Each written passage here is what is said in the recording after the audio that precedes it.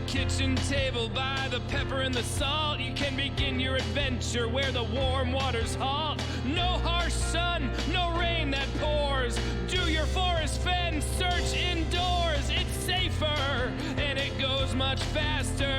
It's more fun than playing canasta if you're wise and you find the blaze. You can play several times in just one day. Chaseopoly, the thrill of the chase. Take your journey without ever leaving your place. It's fun for the young, it's fun for the old. Get your title to the gold when your real search for the treasure needs a break.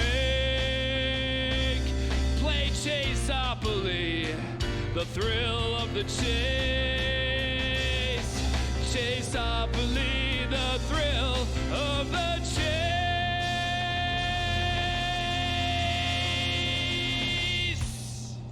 All right, everybody. That is a little video of the games because they are now here. Yeah. Hey, everybody.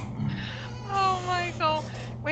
Okay, let's take back a year and a half ago when Matt, did you ever think your house is filled, your apartment is filled with board games that we designed?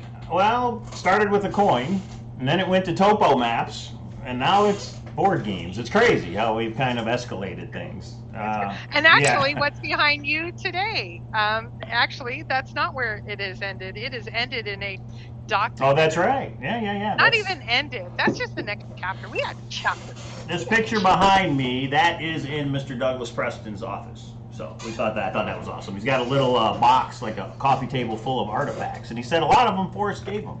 So really cool we stuff. went over a lot of them. Forrest went over a lot. Well, we'll go into that. And Tom, so you're saying what's next?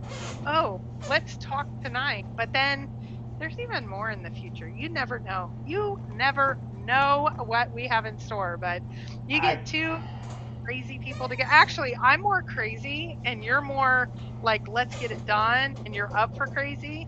We're kind of yin yang. We're like opposites attract, right? Until it shows up, and then I'm like, oh crap. So big shout out to Czar. Czar's in the chat. Czar was actually on the strip, and I said, hey brother, can you help me out? I had to run a U-Haul to get those boxes in here. And no, not 14 boxes, Tony Russi, a lot more than that. And those weren't even all of it that I showed. I still have a big stack back in the bedroom. But anyway, we're glad they're here, and everybody that ordered one, I will get them out over the next 2 weeks, maybe 3 weeks. We'll see how this goes. I will get all caught up on orders. And so thanks to everybody who's ordered one. And big thank you to Czar. I appreciate it. Czar, you're awesome. You're wonderful. I will not think as bad of thoughts when you totally took me to town as, in case you don't know, Czar won at least a $200 pot against me, who I had second nuts, and he got nuts. He kicked my butt, and he was very cordial and very professional about it as he took all my money. And so yes, Michael? No, right off the bat, Sassy wants to know, did you get any more searching in yesterday? Okay, so that's actually what I was going to answer. There is it's new to me. I won't say a new treasure hunt, but we had Treasure Man H and Candy on a week or two ago. I am hot on the trail, and actually Sassy is my partner in crime, meaning I'm out there going, Sassy, I can't figure out maps, help. And she gives me all kinds of knowledge. No, because here's the thing that H does. There's millions of dollars coming out with his hunts. He will tell you when you are in the wrong location, so you don't waste your time boots on the ground. Wouldn't that be nice on some other hunts? Isn't that nice of him? Yeah. And so I went 4 or 5 different places. Actually, Sassy and we texted and called all day long. I went on a second day, and it ended up not being there as well. So I want to thank H, because he can't respond right away to everybody, but he responds at least within a day to me. So that was enough for me to say, we're all missing something. Doesn't that sound familiar? Something obvious. I don't know what it is, but I did not go back out because he has ruled out every area I get a little inkling for. So that's my answer to Seth. William says, Kpro, how's that treasure hunt being funded? I believe how H put it is he had a lifetime of a 7-figure salary. He is now retired and he wants to do something fun. And this is fun for him. And so he has secured a lot of emeralds and like precious stones and this and that. I don't know much more about it. I'm becoming more familiar. If you are on Thor, I have started another sub forum because I'm going to start to get into this more. The person that I would like to give a lot of credit to is Candy. Candy Hershey is the one that got me onto it. And I think the Facebook went from 200 people to 2,500 people like within a few weeks. They're doing, for every time the Facebook goes up by 500, they give away like an emerald. They give away this. They did a Queen's trivia. So basically, like Wayne Ross says, what treasure hunt is this? If you guys check out the live show that we did here on the Hint of Riches channel on Halloween, we had H on. We had Candy on, who's running the Facebook group, and they I was in red hair.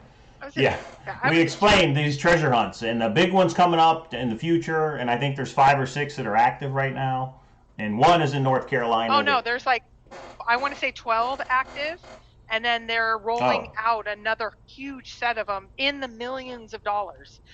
So they say, here's the places to go. Again, we're not affiliated with it, everybody. We're just trying to get the word out to you. So I don't know exactly how it works. I'm trying to find them. So the caches that are out now range from $500 to $30,000. Nice, Greg. 3 or 4 of them are already out.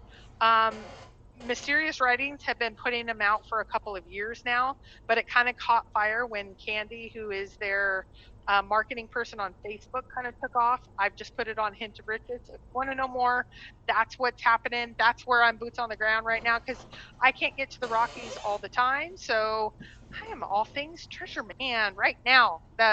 The one that is in the North Carolina area, let's just say I literally searched a park within walking distance of my house. That's pretty let cool. alone 5 to 7 miles out. It's somewhere near me because of the map and the map overlay. I don't fully understand it, but a couple of people have helped me. It's somewhere within minutes of me, so I'm focusing on it. But, and then Greg Keller says, a huge one coming to Massachusetts. Crystal Skull coming soon. So there's a lot of different treasure hunts, which is awesome. I wish something would be a little closer to Nevada. But for us here in Las Vegas, I just talked to Decal the other day. The Jingle Bell Rock usually starts up right after Thanksgiving. So that'll be fun. I hope the radio station is doing it again this year. That'll be something for us here in Vegas to work on. $10,000, whoever finds the rock and turns it back into the radio station. So I just want to... Do you know anybody in North Carolina that you could maybe partner up with? Like maybe help out? Come on out and let's find it. Although it's hard. You can come this way and the North Carolina one. Oh, gotcha. I read that PDF, but I'm just like, what are the clues? Yeah, I was kind of lost. I don't know. It might be shocking. You know, planes go this way as much as planes go that way. All right, so we already got a couple of issues in the chat room. I'll just say this. Everybody, stop. Just stop. If you don't have anything positive to say, don't say anything at all. Doesn't matter. You're just giving everybody a little warning, that's all. And that includes everybody. But I will say this, thumbs up the video if you guys like what we're doing here on the Hint of Riches channel. And make sure you subscribe. That number you see right below me over here, that number right there, that is our live subscriber count. So we're at 670. We'd like to get to 1,000. Because at 1,000, we can turn Super Chat on, and that's a way for people to get their questions answered and to show support. I'm not going to just show a PayPal link and leave it up. I'm not going to do that. When we get to the point where Super Chat's on, that's there if you guys want to do it. But if anybody was to subscribe right now, that number would go up real time. So we have 136 watching. All right. But we're not here to talk about the other treasure hunts. We're here to talk about a documentary, right? A documentary that we are going to do. Yes. Any questions? Yeah. Good night, Any questions? Good night. Good night. Yeah. I'm trying to think what else other than that. If there's anything else other than that. So what we're going to go over tonight, our hard-hitting content is the documentary because we will talk about it, but we got an exclusive with Forrest Fenn and Douglas Preston, and Douglas Preston, President and Forrest Fenn together. So we have that. And then we are going to talk about Chase Hopley here. You saw that. And then we are going to talk about Detroit, baby. We're heading to Detroit, and we got some peeps that are going to meet us out there. We find that super exciting. So we'll see how long this leads us tonight. So anyway. Christopher Robbins says, I'm selling my To Thrill the Chase book in 6 lots on eBay thanks to the book cutter. Did anybody actually cut the string on their book? And I want to say this about our guest, Adam. A lot of people were disappointed. A lot of people were disappointed for 2 reasons. Because even though it wasn't in the title, I said in a lot of the places that I posted the link, I said the lead searcher is coming on to tell us about his solve. And a lot of people were like, this guy's the lead searcher, that's misleading. Remember, me and Kpro provide a platform for people to come on. I'm not saying I think he's the lead searcher. I'm saying he thinks he's the lead searcher. You get it? Do you see the little distinction there? I'm not, that's what he's saying. He thinks he's in the right area. He thinks he absolutely knows where it is. That was distinction number 1. There's a lot of people like, don't say lead searcher, because he obviously wasn't. But we don't know. What if he's right? I mean, I don't know. But again, he said he was a lead searcher, not us. I was just conveying. And then 2 is he didn't actually give his solve out, and a lot of people were upset because I did say he's going to discuss his solve.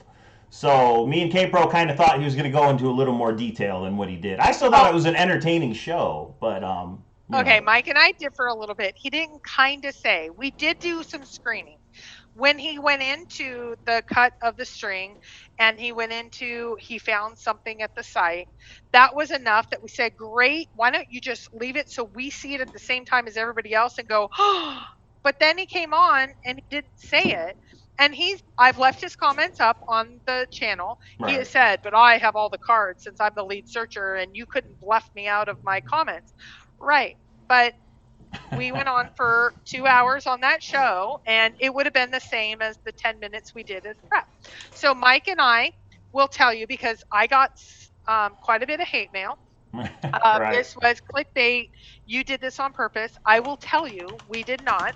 You don't have to believe us, except for anyone that comes on in the future. We are going to do this next step and say, okay, tell us what you're going to say. And we are going to have that. So then if you change your mind, you are agreeing that we are going to actually come out and say it. We didn't do that part, and we apologize. And so anyway, that was the lessons learned of this new and fun thing that we were going to call Searcher Thursdays, and the first one. Yeah. So, and I don't think we may have somebody lined up for this Thursday. I'm not sure yet. But again, if you want to come on and tell your story, whether it's I know where the treasure hunt is, or whether it's just how the chase changed your life type thing, email Kpro and we'll figure it out when to have you on. We got a listener who says, hello from Sri Lanka. Well, that's awesome. If that's where you're watching us from, welcome.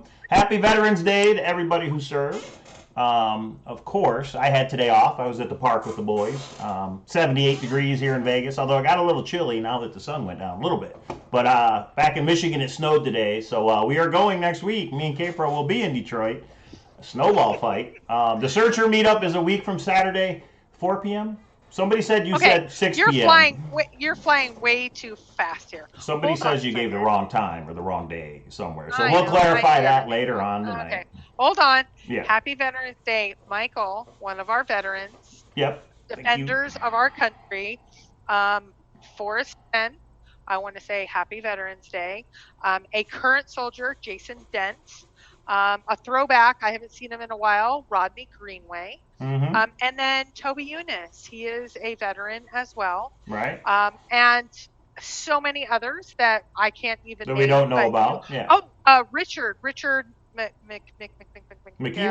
McKeever? Yes. Oh, I didn't realize that. Okay. Up on one of the Facebooks, like here was his infantry or number. That's awesome. Or whatever. Yeah, thank you for your service, everybody. Yeah, so everybody also that we don't know, we don't need every name. We just need to say thank you, because you give us our freedom in our life, our voice, our way of living, and there is no place better. I don't care what you say, and told you it's a base. So and I don't know who said it because it went by too fast, but somebody said you had over 500 people in the chat when Adam was on. Why do you think that is?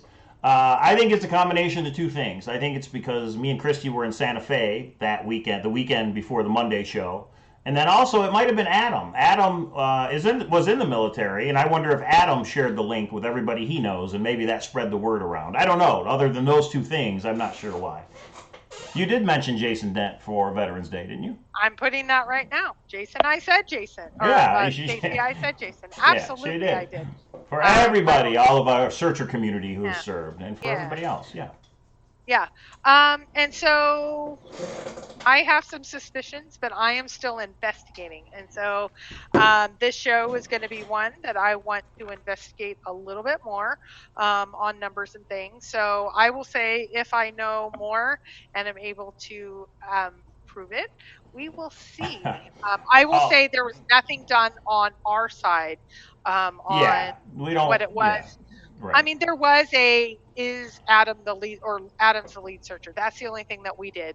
There are some And maybe because we use the term lead searcher, people get paranoid. People who would not normally watch, maybe the word got to them, and oh no, we were just in Santa Fe. I think a lot of people had a sneaking suspicion maybe the treasure chest was found because we were just in Santa Fe. Now we're going to have on somebody who says he's the lead searcher, and he's, you know what I mean? So there was a little bit of that, which we didn't mean to convey that. We totally did not mean to make it sound that way. Silly. Some people said, and do you remember at the World Series of Fenn, I won't say accosted, but I had a very serious conversation with 2 or 3 male searchers that kind of came up and said, Toby Eunice just quit. He just bought the place. We want to know, did he find it? And it was pretty serious. They really thought that, and they thought I knew. And I was like, no, there was no way. No. And so it was quite entertaining. I did look for the gold plated everything at Toby's house, and I didn't get a jump on his bed. We were at Toby's house. Yeah, it was kind of cool. We saw Toby's AGK's command center, so that was fun. Yeah. And yeah. So, yeah. Yeah, so don't know why it jumped over 500. I know it's nothing that me and Kpro did, so we'll see if it ever gets up that high again. The subscribers did not jump. The views jumped dramatically, but so it could be the lead searcher talk. But I have some of my own suspicions, but give me a week or two, and I'm looking into it through the analytics side of things. Now that this is my channel, I'm able to look at that stuff. I will have more there. Did Adam ever reach out to you? He never did email to say what kind of emails he got, because he gave his email address, and I was like, let me know what kind of response you get. It's probably mostly negative. He put a couple comments on the comment section of the last one. Oh, the video? Okay. Yeah, other than that, no, he did not. He has reached out to some other people who have reached out to me to let me know what communication's happening. Oh, okay. Czar says, Kpro, did you guys end up dressing up as Forrest Fenn characters? I'm assuming he means for Halloween. Absolutely. Go to our... You were a gypsy. Halloween. Yeah. I was a gypsy, and my son was a banana. Right. How do you not love banana. That? Grab every banana. That's right. Grab every banana. And I will say, Czar got his Chaseopoly. Since he helped me, I gave it to him in person, because... Czar lives across the street from me, everybody. I did not know this. So, Czar is like the first person, other than the guy who bought the one off of eBay. I will say there is one on eBay right now. I am going to keep putting them up on eBay because I want them out of my living room right here. You guys saw how many boxes there were. That was about half the boxes of what you saw in the video. So, yeah, that's there. Oh, and Richard came in late. Richard, I believe from your Facebook post that you are a vet, so I want to say thank you if that is the case. So. Yeah. String theory, Adam and his chaos and string theory. I mean, if anything, it's entertainment. Isn't that what these shows are all about? Well, sorry if you want somebody to tell you where the treasure is, but that's probably not going to happen. No, but don't tell us that you're going to say it and then not say it. So here is the 20, 60, 20 rule.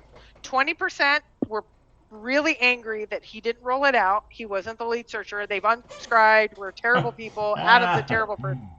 60% were like, hey, it's another day, another week. We had some good times. And then 20 people were like, Adam should have said it. Or like Looking Glass said, like, Kpro was so super mean, but Adam was the greatest. And so you have kind of these polarizing sides. So for the most people in the middle, they're like, it's another day in the Fenn hunt. Let's just roll with it. Well, Greg, nobody forced you to watch. So, you kind of make your own choice there, buddy. It's kind of like the TV. If you don't change the channel, that's on you. You know what I mean? Except for we did wrong, or I will say we will do better in making sure to screen a little bit better, because if anybody says in the future they have the absolute solve and they're going to share it, no problem. You're going to share it pre-show. So when we get on the show, you just don't ask for a famous person to fund you, or a documentary to fund you. You're going to actually say what you said to the peeps of our great channel. So the beads are a Santeria link. Oh, that's interesting, Vicky. Okay. And DeBear says the 1% who wanted Kpro to burn him. Okay. And then you have Looking Glass who said, "Oh, I was so terrible, horrible, just despicable." I mean, you can't. How do you force somebody to say, "Come on, you said you were going to say something"? Or now that we're live and you're not going to, then what do we do? Do we just end the show? I kind of did. Like, do we, ways. I mean, think about it. And then where do we take live phone calls? That should be very interesting too. Oh, that's coming up soon, so make sure you subscribe, everybody. Hit that subscribe button. Yeah. Okay. Okay. And Czar says the game pieces are awesome. So thanks, Czar. Hope you like the game. And William, I'm getting them out. Give me like the next 3 weeks, guys. I'm gonna have to take a break when I do go to Michigan in 2 weeks. But over Thanksgiving weekend, I'll be getting them all out. I hope they'll all be done by Thanksgiving, so everybody will get it by Christmas. Yeah. Make sure to bring Williams, because William wants me to sign and you to sign. So that's right. Williams Remind out, me. I will sign. Yeah. So, Richard, some people think he was a joke and waste of time. Some people, okay, we had to experience it once to know it. I agree with you. I was a little bit more harsh than the wonderful, just easygoing, sweet Mike. I think Mike is even a little irritated, but that's just me.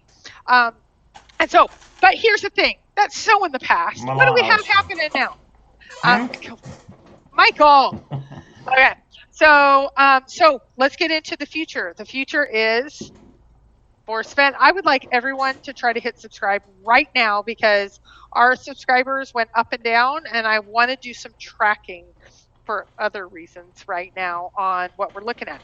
There's 171 people watching. We should at least be able to get to 700 subscribers tonight while we're live. I want to make sure the counter works. If one person could subscribe, I want to make sure it goes up. So we're at 670. We'll see what it is by the end of the night. Okay, so let's talk. So if you like what you hear about the Forrest Fenn documentary, let's hold on a second. Did you guys pick your outfits at the interview? Whose equipment was recording? Oh, so okay. So Vicky's already getting into, let's see, outfits. I'm going to hold these questions until we at least tee this up. Who's recording equipment? Okay.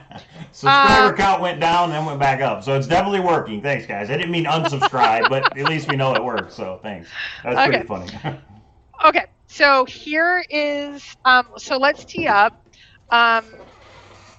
Here is what we did. Here is the documentary and how it came to light. I've been in the hunt for many years. I think the lure was already out, but a few of the newer ones were not. I don't remember the names of each. But the one thing that I found is that those that did the documentaries were not searchers, even though some of the interviewees became searchers afterwards because they got some sort of super secret hint. I felt that they missed opportunities when they were questioning and having discussions with Forrest. I also thought, and I had told Jens this, Jens contacted me, I want to say, 6-8 months ago, because this was over the summer when we were, and my family and I were in Las Vegas, and he did some interviewing. The one thing that I think is, I won't say tired, but I will just say is not the key or the hook, is here's the Forrest Fenn treasure. He wrote a poem and has a book. And here are boots on the ground people, and they go boots on the ground. They put the stick in the well, or they look under the log or whatever. I think that is very overrated. And it's kind of the same searchers in these documentaries. I'll say that too. Not that matters. Searchers, it's many documentaries. Yeah. And so. And I'll just give you my 2 cents. I'll just say those documentaries are fine, but I don't find anything new when I watch those. I already know the poem. I already know the things Forrest has said. All of you in the chat pretty much know the things Forrest has said over the years because you've got so much time invested. To me, those are documentaries that are for non-searchers to get the word out about, hey, guess what? This guy hit a chest. He wrote a poem. There's 9 clues. We already know that. Would you agree with that, Kpro? Yes. Okay. So we had the idea of... So after Jens came out, and I think we've had some extensive discussions with Jens about which ways he wants to go. He came back on our channel and said he wants boots on the ground footage because he's kind of going for that angle of boots on the ground. I don't know where he's going to end up, but that kind of went, for me, I went, are you, So rather than What was sit that? How'd that go? ah, Oh, okay. Okay. I know that's going to be a clip somewhere. Yeah. Me being awesome. Um, so rather than me decide to just sit and complain about it, I actually reached out to someone that I had in my network of professional network and said, "Do you know a documentarian? We would probably be able to get this together rather quickly because I think time is of the essence." Ooh, are you capturing all these questions? Because Kind of. No, Jens's documentary is not out yet. I think that's what somebody just asked. I think that's what they meant by that. No, he's still working on his, and when we were at Function in the Junction in February, there were those guys who were interviewing for a podcast. I mean, so many people have filmed stuff, right? And some of them come out, and some of them never come out. So Kpro just had the idea. We talked about it. We kind of had the idea of why don't we do our own? Like, know a documentarian, which helps.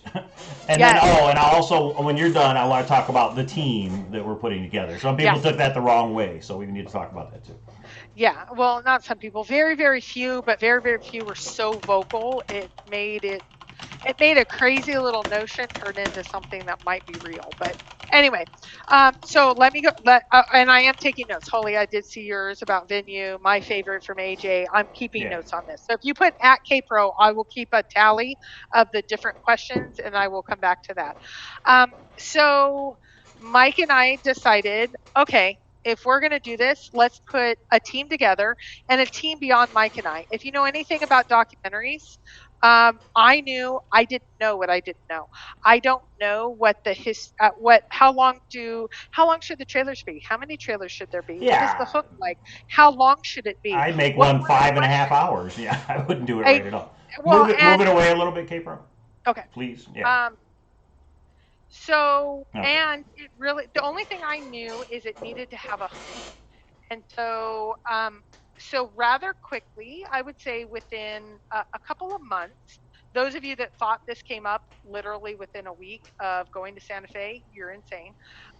And so a couple of months ago, I worked with the documentarian. We put this together.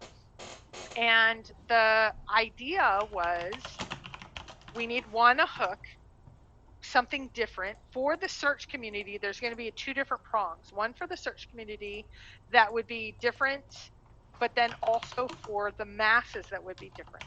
The idea that even though not everybody knows about the Forrest Fenn hunt, what is different? So our working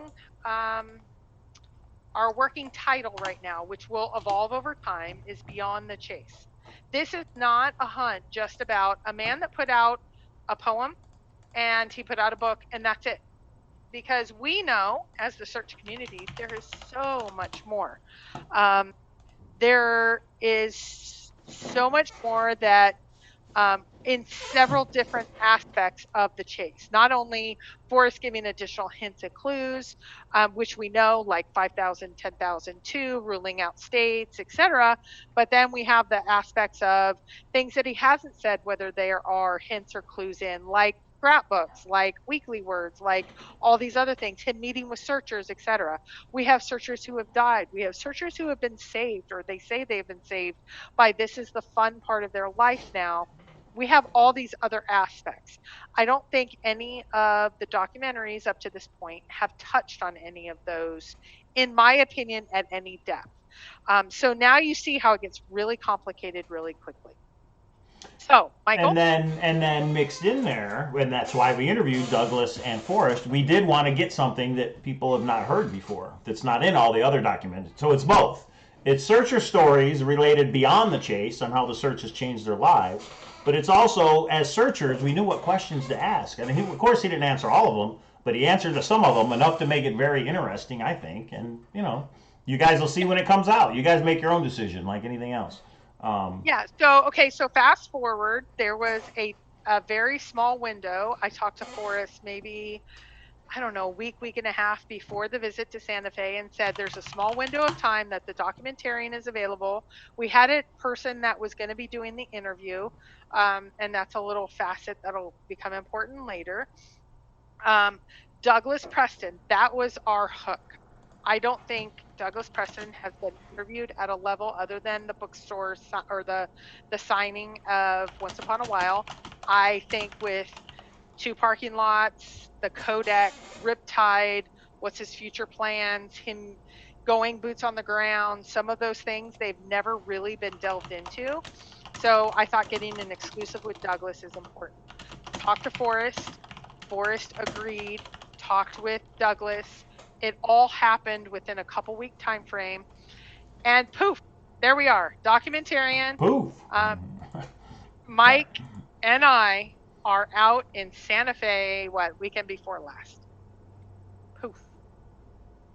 Poof. We made it happen because that's kind of what we do. Okay, so as far as the team thing, some of you guys may have saw it. Toby went live from Cynthia's house. We were all there for a dinner. We were all there kind of having fun and stuff. And then Toby went live, and Kpro made the comment, we're here in Santa Fe putting together a team. And I think some people took that to mean that we were putting together a team to go find the treasure chest. In other words, we just interviewed Douglas and Forrest, and we have some inside info. So we're putting together a team to go find the treasure chest. Me and Kpro are not going to find the treasure chest, meaning there's no boots on the ground plan for this documentary. The documentary is not me and her trying to go find this thing. The documentary is providing searcher stories and then this interview with Douglas and Forrest. So the team was to make it the documentary. That's the team. Right. So some people, I think, took that the wrong way. They're like, oh, I don't think Forrest should be on a team. Forrest isn't on any team. He's his own man. He does his own thing. He's the one who created this treasure hunt. He was just nice enough to give us the interview. That's all. The team was for getting the documentary out to everybody. Go ahead. You're being kind, Mike. One person who, for some odd reason, took this, that we just got secret hints from Forrest. He was on our team, and he was letting us go pick it up. No. Was not appropriate, but one person, again, when we have things catch wind in our community, Right. It started becoming a thing because I don't even know why. It was such an outlandish claim. No, Forrest, that's not his legacy. He's not handing it to some searchers and a documentarian.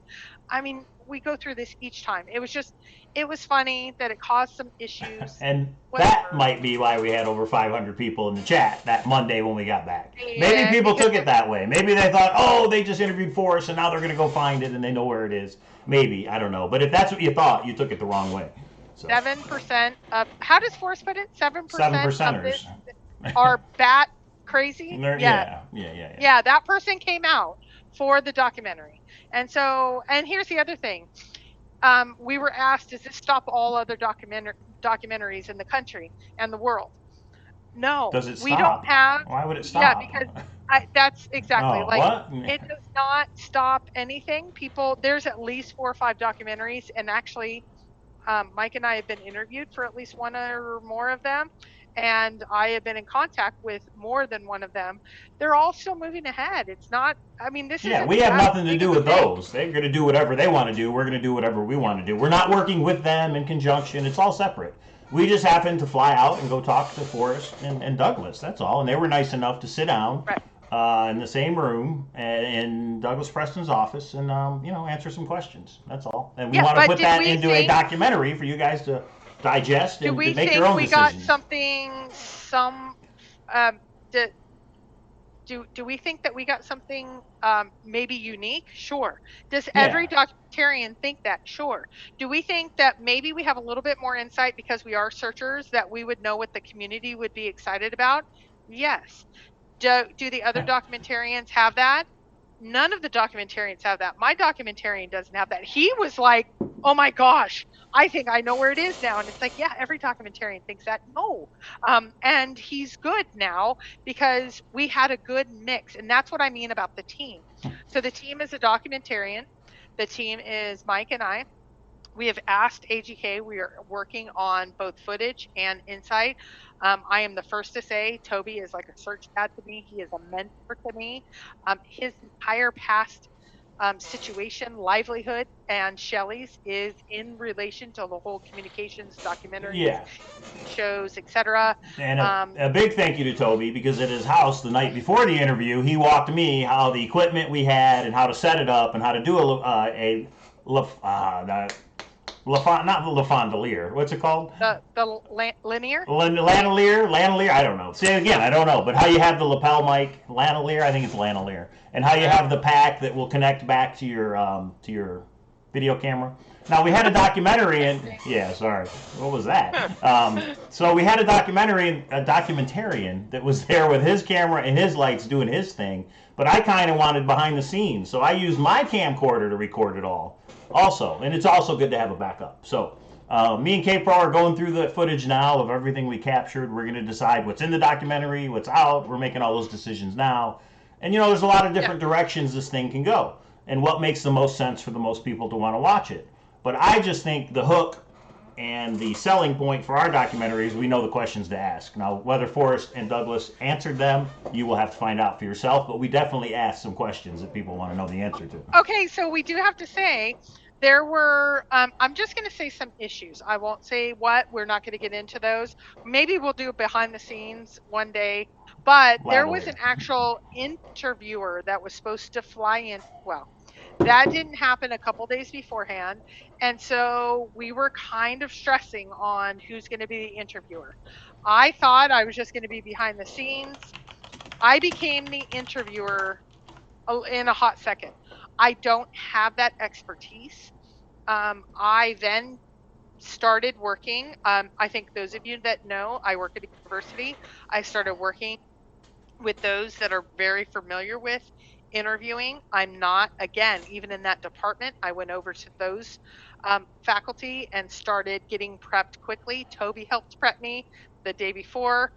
What types of questions? Where do you take questions? Do you ask yes or no questions? How much do you press? If you press too much when they don't want to answer, what happens if they walk out? I mean, we played every scenario. So I probably put, I don't know, maybe 80 hours into prepping for best case. I mean, think about Geraldo. He went into the Al Capone's vault. yeah, so all of that became very familiar, because those of you that are having fun with the Fenn chase, this turned in from one thing, which was a fun, I'm behind the scenes and letting the experts go, to I then jumped into the hot seat. And so that was a new space for me, and I was very uncomfortable, but also I'm getting comfortable in the uncomfortable. So prepped a lot of questions, prepped more questions. I will say this, I've never seen Kpro nervous before, and she was nervous before this interview, before we got there. And I'm like, it's Forrest and it's Douglas. Like, we don't know Douglas, but you know Forrest. She's like, I'm still nervous. Maybe because it was going to be on camera. Yeah, she was nervous, everybody. Yeah. I thought it was kind of funny, actually, but you did a great job. You did a great job. Well, and I will say the thing that I worried the most about is Forrest had told us the timeline that we were going to get. And I know Forrest well enough, we would get more. We got hours of discussion, and I had prepped for more. But there were times that it was tense. There was times that there was no answer. What? No, there's some questions. No, when you're ready, there's some questions. There were times that there were uncomfortable moments. There was times that we went off on tangents that I never thought. There was, I would say, 2 things that were said. I remember 2 things. I don't remember a lot because I was always looking for the next question. Yeah, Kpro couldn't digest what it is. I was in the back with my camera and with my phone trying to capture everything, and I caught a couple of things that I don't think Kpro did. Yeah, and Denise, I will talk to that in a second.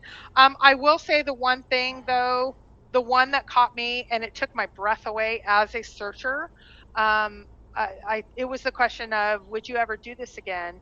And we were on a certain set of questions. His answer took my breath away. And knowing what you know now, almost 10 years later, would you do it again? Right? Yeah. Would you bury a treasure and give it to this community? Hide a treasure, not bury. Conceal a treasure. Sorry. Yes, yeah. Conceal. Now, and oh my gosh, when he said it and then he gave the explanation, my heart sank. And then I thought to myself, I can't be a searcher right now. I have to pull myself out of this and I have to continue on with questions. But it was so real, and for me, so emotional, because I knew Forrest. I was a searcher. I do have to say, it was emotional for me. And so coming out of there, I think I had to go take a nap. I was so emotionally drained from all of it. It was It So was tough. a lot of people, you know, we have 250 people in the chat are watching, and a lot of wow. people Okay. are just hearing about this for the first time. So we've already had the questions of when's it coming out? Who is it that filmed this? You know, we don't know when it's going to come out. We don't know when, and then where is it going to come out is the other question, and we don't have answers to those yet, right? Go ahead, you can answer it. Where is it coming Yeah. out? When's it coming out? And who's filming this thing? Go ahead. Okay, so that's, and then I have 8 or 9 others that I have been watching with the Yeah. at Kpro. If you put at Kpro, I'm writing a little note to myself. So the equipment came from our documentarian, except for Mike did have a set of equipment back beyond. Yeah, just kind of a packet. secondary backup. That's all. Yeah. And so when is it going to come out? We are working on this as quickly as possible. We're going to work on it.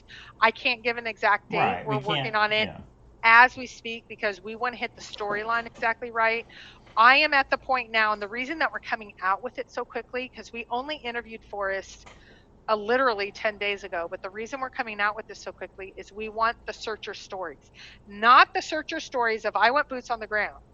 I want the searcher stories that are beyond the chase. I am going to give some examples of that in a second, but that is our call out right now. When we did it, when we were in Santa Fe, once we completed, I had 24 searchers respond. 24 very authentic stories, and they're very different. I'm sitting with our documentarian at the end of this week, and I have to bring him the stories, and we are going to be putting the storyline together. Then we're going to be pulling all the tapes. Then we're going to be pulling the tapes of, or actually making the tapes with the searchers. We're only going to be able to get a couple in, but with their stories, and take it to the next step. So this is okay. Hold on. Wow, what happened? I'm just seeing lots of Kpros. Oh, so, yeah. Okay. So let me keep going. So equipment was with our documentarian. He had the lighting, he had the sound, and he did all the magical things. Toby did something very similar at the Operation Jamie. So I didn't know any of that, and I knew Mike couldn't get up to date with that very quickly. So that happened. What was the venue? It was Douglas Preston's office. Yeah, which is right in Santa Fe. Now I know where Yeah. Douglas Preston's office is, and no, don't ask where it is because I'm not going to tell you where it is. But I was surprised how close it is to downtown. There's a lobby out in front of his office, and the table is what is behind Mike right now.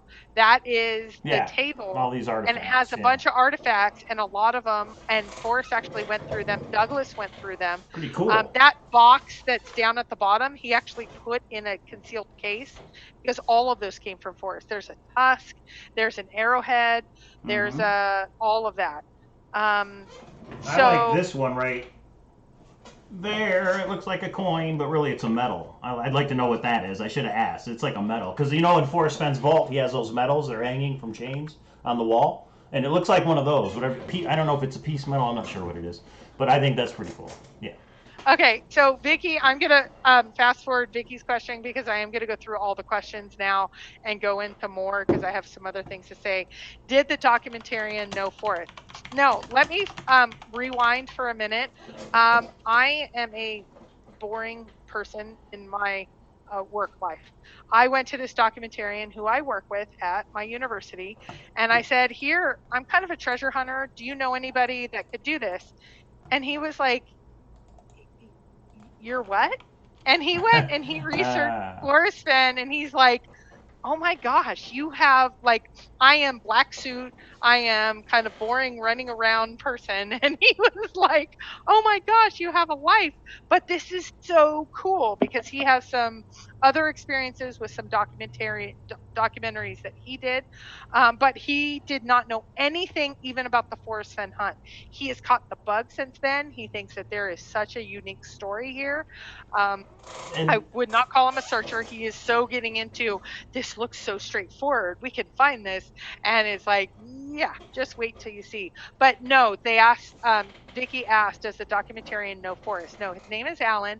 He does not know Forrest. He didn't know about the thrill of the chase 2 weeks ago. No, and I'll just say, I think that's good because me and Kpro may do a story a certain way because we know we know about it. All you guys know about it. But we also want this documentary to be open to everybody, so it's a good mix. I think the documentarian is good that he doesn't know about it, because he may watch it and go, well, I don't understand this, and then we go, okay, now we got to go back and explain something that non-searchers may not understand. So I think it's a good mix. Me and Kpro, a documentarian that is outside of the chase, and I think it's going to be awesome whenever we get it done. Yes. Okay, so someone asked me, what is my favorite documentary? We have 3 or 4 that are out there, and I'm going to be a little blunt right now, and you guys can be blunt to me later. None. Because all of them up to this point, I believe, have one track, which is, here's the Forrest Fenn hunt, and it's about the searcher going boots on the ground, they fail, and that's it. I think there's so much more to this hunt. Why are you in here?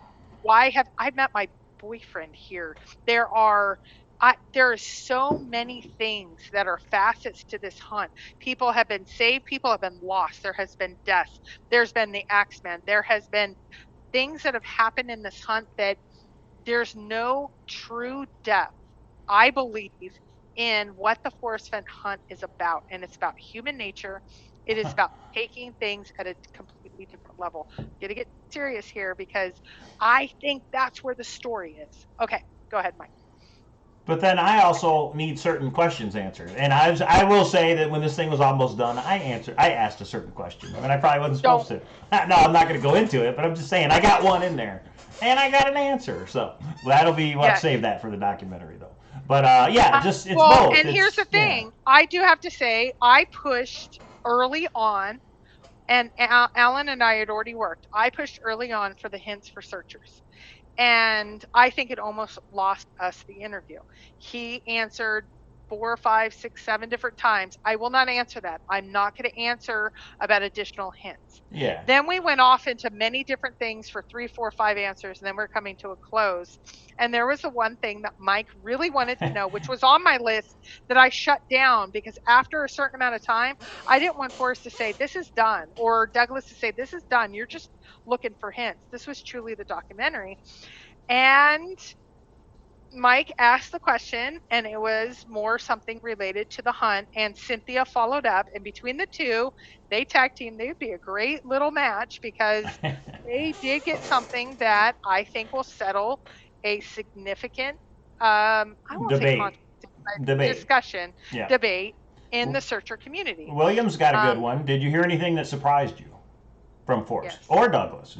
Yes, both, but specifically Forrest. I mean, like, drop the mic. How did I even keep going?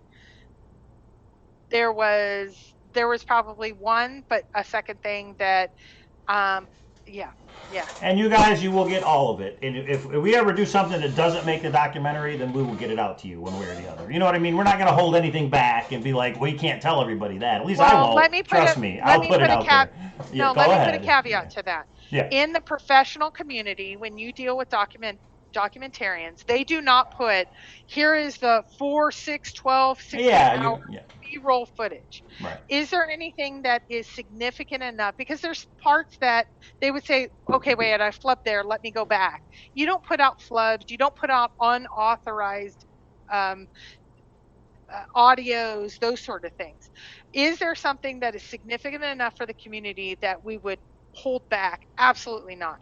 Would we put out all 6 hours, 10 hours, 8 hours, 9 hours of footage? Absolutely not. And I will say, I actually had to ask the documentarian that beforehand, what's allowed, what's not allowed, because we do have some that have done that in the past with different things because they want to hear every single thing that Forrest has said.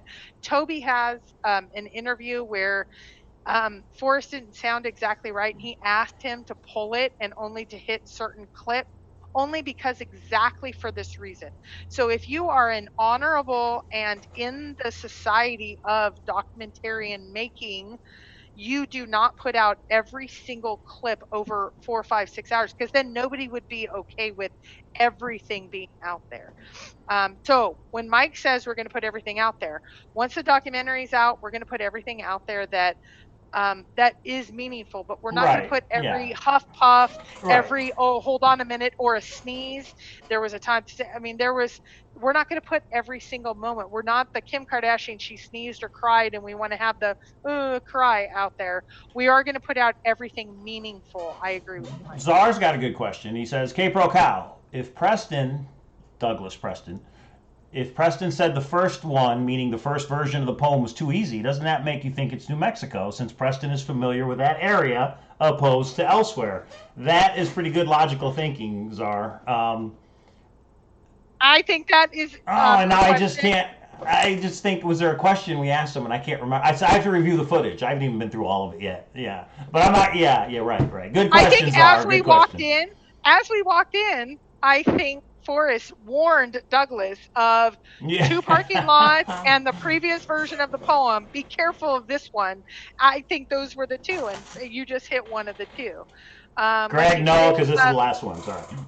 Go ahead. Did you happen to ask Forrest about what it's meant of the 2 graves, and just leave it at that? 2 graves. I don't know which one that. No, I did not, because I don't know which that one is. Eduardo, is anyone close? I think that will be an interesting answer there. Will there be a bloopers reel? So between the searcher meetups, the few things that did happen during the time, I actually called. Forrest said something when he answered, and he's like, kind of like, do you hate me? And I'm like, you're a rascal. And he's like, okay, that's a nice way of saying it. And we kind of had an exchange, a fun exchange. You guys were there, fun exchange.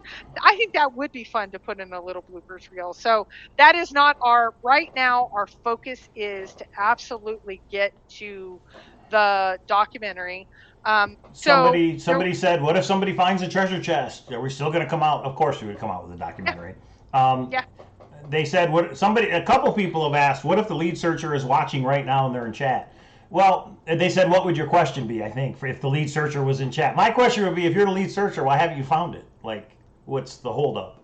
I don't know. That's what I would ask a lead searcher, if they are in fact the lead searcher, is why haven't you been able to find it? So that's my question to the lead searcher. So I think probably the most interesting to the community would be, there was an entire discussion on the lead searcher. There was an entire discussion on other things other than TTOTC in the poem, scrapbook, weekly words, other words, etc. How much do we need to be putting time into it, etc. Aberrations, misspellings, things that don't exactly match up. I think we had a lot of discussion and a lot of, Fenn speak, so we had to spend some time there. Greg, actually, a documentary about making a documentary. Mike and I have talked about that because this is so new to us. I know there were parts that I was shocked about, let alone Mike became the technical wizard of the world. Yeah, I know how to do audio and video now. And I know how to do releases. I didn't even know about the different levels of releases. One has to be a location. One has to be the actual talent. One has to be if an artifact comes up behind you. One has to be, I had no idea about all of this, what the amount of time is, all of that. It was just interesting to see the phenomenon of documentarian making. So maybe that will happen, but I will say, the first step is getting this documentary out to all of you. I cannot tell you how many documentaries have been out there. I've been interviewed, I want to say at least for 5 or 6 of them. And I know they've gotten Forrest Fenn, and they never came out. I think there was at least 4 or 5 at World Series of Fenn, let alone February, etc. Yeah. They always have the idea, but they don't make it happen. Yeah, for whatever reason. Well, I don't know why. They don't come out with it at the end, and if they don't, you know how much cutting room floor footage there is. It's a lot of time. Yeah. Yeah. So anyway, we're gonna. Somebody asked you. Go ahead. Well, no, somebody asked you, you're going to submit it to the Sundance Film Festival. I got to let the documentarian handle all that because I have zero knowledge on how that works. I will say I've always wondered why one of these documentaries is not on Netflix. Why is the Forrest Fenn story, Treasure Hunt, not on Netflix? To me, it just seems like it would be a perfect fit. So I don't know how all that other stuff works. So I'm not going to be involved in that part. So Well, and that's the piece that I don't think we're involved with because we're not the experts, but there is a couple different avenues. Do you go with a film for a feature film where you go small film festivals and then large film festivals, or do you go Netflix or TV show cable networks? And again, I don't know those pieces well enough to know the avenues. It's kind of open at this point, but Oh, gosh, wow, I'm learning so much. It's amazing. yeah. Well, the first thing we have to do is get it cut. You know what I mean? Get the final version, and that's going to take a lot of going back. We just wanted to talk about it because we were in Santa Fe, and everybody's wondering what's going on. That's why we were there for the interview. There are searchers we want to talk to. And again, if we do a interview with you, remember you are going to sign a release where we own that footage, and whether you make it in the actual final copy or not is up to us. It all depends how it gets edited by the documentarian. Yeah. So Well, so the big thing for us is this is our call out right now. If you think you have a unique story that you're willing to share, and this is not a unique story that you are the lead searcher and you know where it is. right. It is a unique story in your life, in your situation. It might be a family that has lost a searcher. It might be a situation where you've brought your family together for searching. It might be anything in between. It's something unique. It's something Operation Jamie, the Rennell, the communities that we have. Yeah, Fenbury, World Series of Fenn. It's a place where people come together, Yeah. So even if even if your story is boring, you are a part of this community. Everybody's an important part of this community. So we have about 25 that are interested right now. We're only going to be able this is like the pilot, which will be anywhere from 60 to 90 minutes. We're going to be telling the Fenn story, then going into Douglas and Forrest. We know that is going to happen. And then we're going to pick one or two splinter storylines from there. We're calling it Beyond the Chase. So it can't just be boots on the ground. All of us go boots on the ground, or most of us go boots on the ground. It doesn't matter if you've been in the community 6 months or 6 weeks, 6 days, or 6 years, or anywhere in between. We want a little bit of variety, and then variety of stories. So if you have a unique story, kpro3@aol.com, email me, and we'll at least start a discussion of, some people have told me their story, and then I said, okay, what about this? What about that? And all of this is going to come to the documentarian, and we're going to develop a storyline there. Is there a way you can get rights to the fine before it happens? If possible, scoop those up for future. Yeah, the documentary is finding it, but who's gonna? Yeah, somebody's got to find this thing first, and I don't see anything that makes me think anybody's close. But that's just me. I don't know. Yeah. Everybody thinks they're close, but another year goes by and nobody finds it. So. And I think Forrest put that baby to bed, but that's just me. So okay. I do want to remind people that Chaseopoly is for sale, and if you order before midnight tonight, because today is Veterans Day, and if you guys remember what we said, if you order Chaseopoly, the Thrill of Chase board game, by midnight tonight, and that's, let's call it 9 p.m. Pacific, midnight Eastern time. So in 2 hours, if you order the game in the next 2 hours, you will get one of the topo maps that Forrest Fenn previously owned. And there will be no more topo maps after tonight because somebody actually has bought the collection. So they're gone. I will not have any more after tonight. Everybody who was supposed to get one with a game will get one. I put an auction in the chat that there's an auction for 5 topo maps on eBay right now. I think it ends in 2 days. You'll get those. But after all that's done, the topo maps are gone. So now it's on to Chaseopoly and on to the documentary. So just wanted to put that out there in case anybody was wondering. What's the email again? Mike, can you put it in the thing because Chaseopoly@gmail.com. No. Oh, what email? Kpro3@aol.com. Kpro3 for somebody that wants to be on, yeah. No, I just put Kpro too. Already emailed me. So at this point, let me be clear. You're going to tell me your story. We're going to have a little bit of an exchange.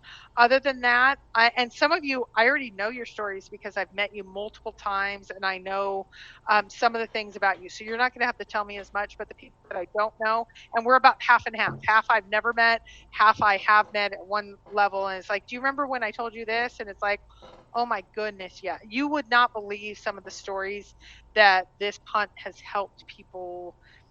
And so anyway, just know I'm going to kind of go silent Yeah, then, because true. we're going to try to develop that for a little bit. And then I'll come back, and then that's kind of the next step. We're going to probably look for between 3 and 5 stories tops. And again, right now I have 24 interested people. But that doesn't mean, like, we need different socioeconomic, we need different races, we need different ages. We want a little bit of different on everything. So if you think you have a boring story, no, you don't have a boring story. What was I? I was like a mom that was overweight and bored with life. And yeah, I lost 100 pounds. And I mean, that just sounds boring, but it's a story. So let's all like tell our stories, because that's what we want to do, and not be ashamed of them. Let's like step up and say, yeah. And like, why did I start Thor? You know how many nights I wasn't doing well, and there was another forum that turned to negative and terrible. I just didn't want to be there anymore. I didn't want to be in the negative. So I started my own forum. I never thought I'd start a forum, and it became my place. Like, it was like a Cheers bar I walked into. It was fun. So just gave away boots on the ground money to a searcher song contest. Oh, I don't know what that means. Zor. Okay. Oh, and I found love, of course. There you I was go. even pre-Mike. Like, I've only met Mike in the last year and a half. I was in the hunt, and Mike was in the hunt for years too. And we had such different stories. Like, Mike is all things treasure hunts. I was Forrest Fenn, and I'm stumbling into other treasure hunts. There's other treasure hunts out there, guys. They may not have the glamour. Remember the treasure hunting amusement park, Forrest Fenn Thrill to Chase is the big roller coaster, but there's other rides. There's other things out there. Okay, so I went into, so timeline wise, we're working quickly.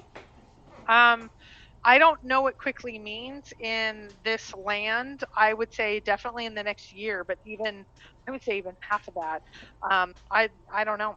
All right, here's the deal. We've had a couple requests for me and Kpro to sign the Chaseopoly board for certain people. So this is what you got to do. I'm going to see Kpro in 2 weeks in Detroit. I will bring the games and have her sign it so I can bring them back to ship them. But you've got to email me. If you don't email chaseopoly@gmail.com, that's the only way I'm going to be able to keep track. So if you are serious and you want me and Kpro to sign the board, email me at chaseopoly@gmail.com making that request, and then we can do that. So. Yeah. But you got to email me and remind me, like, by next week. Say, hey, remember, I want you to do this, because I'm going to forget. I got over 100 board games I got to get out here in the next 2 or 3 weeks. When can we do another marathon? Yeah. Yeah, Copper Dan's asking that. I'd like to do another marathon when I hit 1,000 subscribers, because it's so much work and it's so much bringing together, and your channel is still down from doing live. That's what I would like. When your channel comes out of the predicament that it's in, or my channel gets to 1,000. So I hope all of you subscribe, because when we get to 1,000, we have so many people that want to come on right now. I'm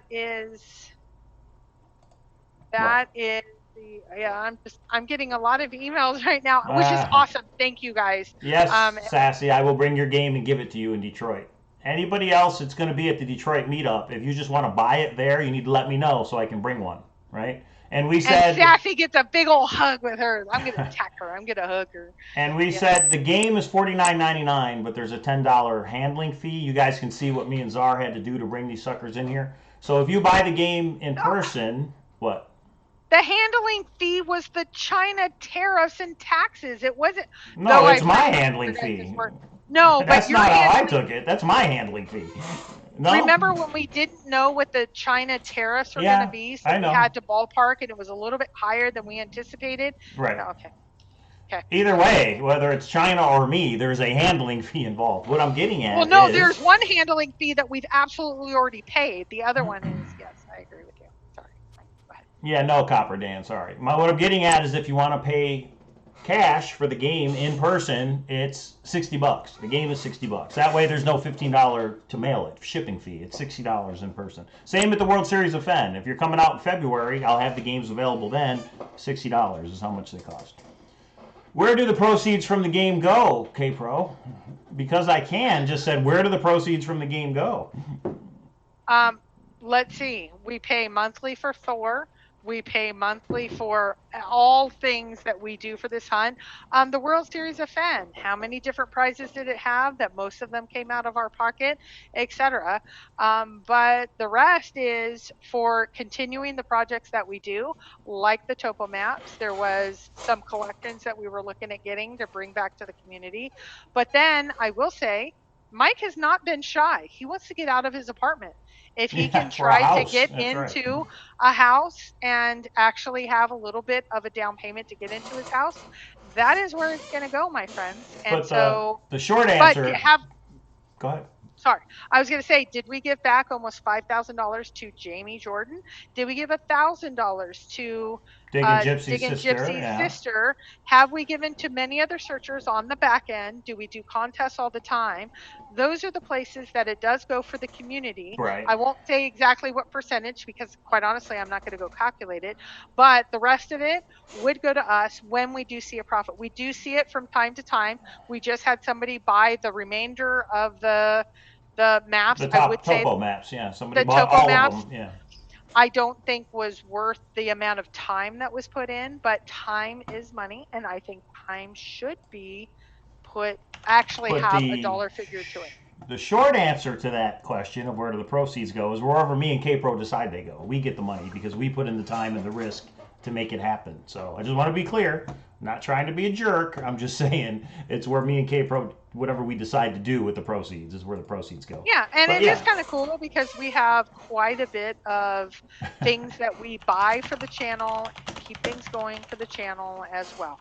And so we're able to do all of that, and it's fun. This isn't to pay a particular bill for me or a bill for Mike, but it's just that, and we don't judge anybody that does do it differently than us, but that is where it goes. But do we give back significantly? We do. But do we also keep some of it for us to keep things going? Yes. And is there a tremendous risk? I will tell you, a 5-figure risk. It all for Chaseopoly. It was all up front. Yeah. They don't say like, oh, you buy it as you go. It was all up front, and so we are well in the red for probably the next 6 months or so. Would be my guess. If we sell the games, we'll be okay, but we've got to sell the games. Something tells me we'll never be reordering more games, but you never know. We'll see. You never know. Yeah, but those are the risks that we talk about, like the topo maps. We never thought we'd sell all of them. When we sold all of them, I thought we'd at least double the money. Did not double the money, and that's okay. But all of this is a risk. And I will say, and this is where I give Mike a huge shout out. Mike does 90% of all the logistical pieces of all this stuff. I do very minimal pieces. I do the other half of things with all the logistics and other stuff. And so he's going to be putting out all of that stuff. And so, Mike, I know your world, especially going into the holidays, is going to be underwater. Your kids couldn't even see over the boxes. So you rock, man. Outcast Searcher, you know you're going to buy one. Somebody said they're not going to buy one, but hey, good luck with you guys if you want to. But I will say this, I shouldn't even say this, but it just popped in my head. I think we need to have a searcher meetup to watch the documentary when it comes out. Wouldn't that be awesome to have a viewing party? Of course, that's going to be next year, guys. Well, if we could make it happen, we would for sure. Oh, absolutely. If it is there's a whole process to that, which I did not know until recently. If it is at the film festivals, there is a whole process to, if you enter it into a film festival, you can't show it for a certain amount of days, etc. If it's this, if it's that. So we will, as much as we can legally and appropriately. Yeah. So yeah, we could say, yeah, let's do a searcher party. I know, and show everything. Yeah, I know. Everybody will have the opportunity to watch it that wants to at some point. Put it that way. Sometime next year. Czar, I will say we're going to have a Chaseopoly tournament at the World Series of Fenn. It's going to be like a time survivor tournament in poker. Very similar. It's going to be same. But that is the other thing. So let's talk about, for those of us discussing tonight, let's talk about, so we talked about Chaseopoly at gmail.com. You can order from Mike. If you want several Get people them out now, of my living room, please. Por favor. Yeah.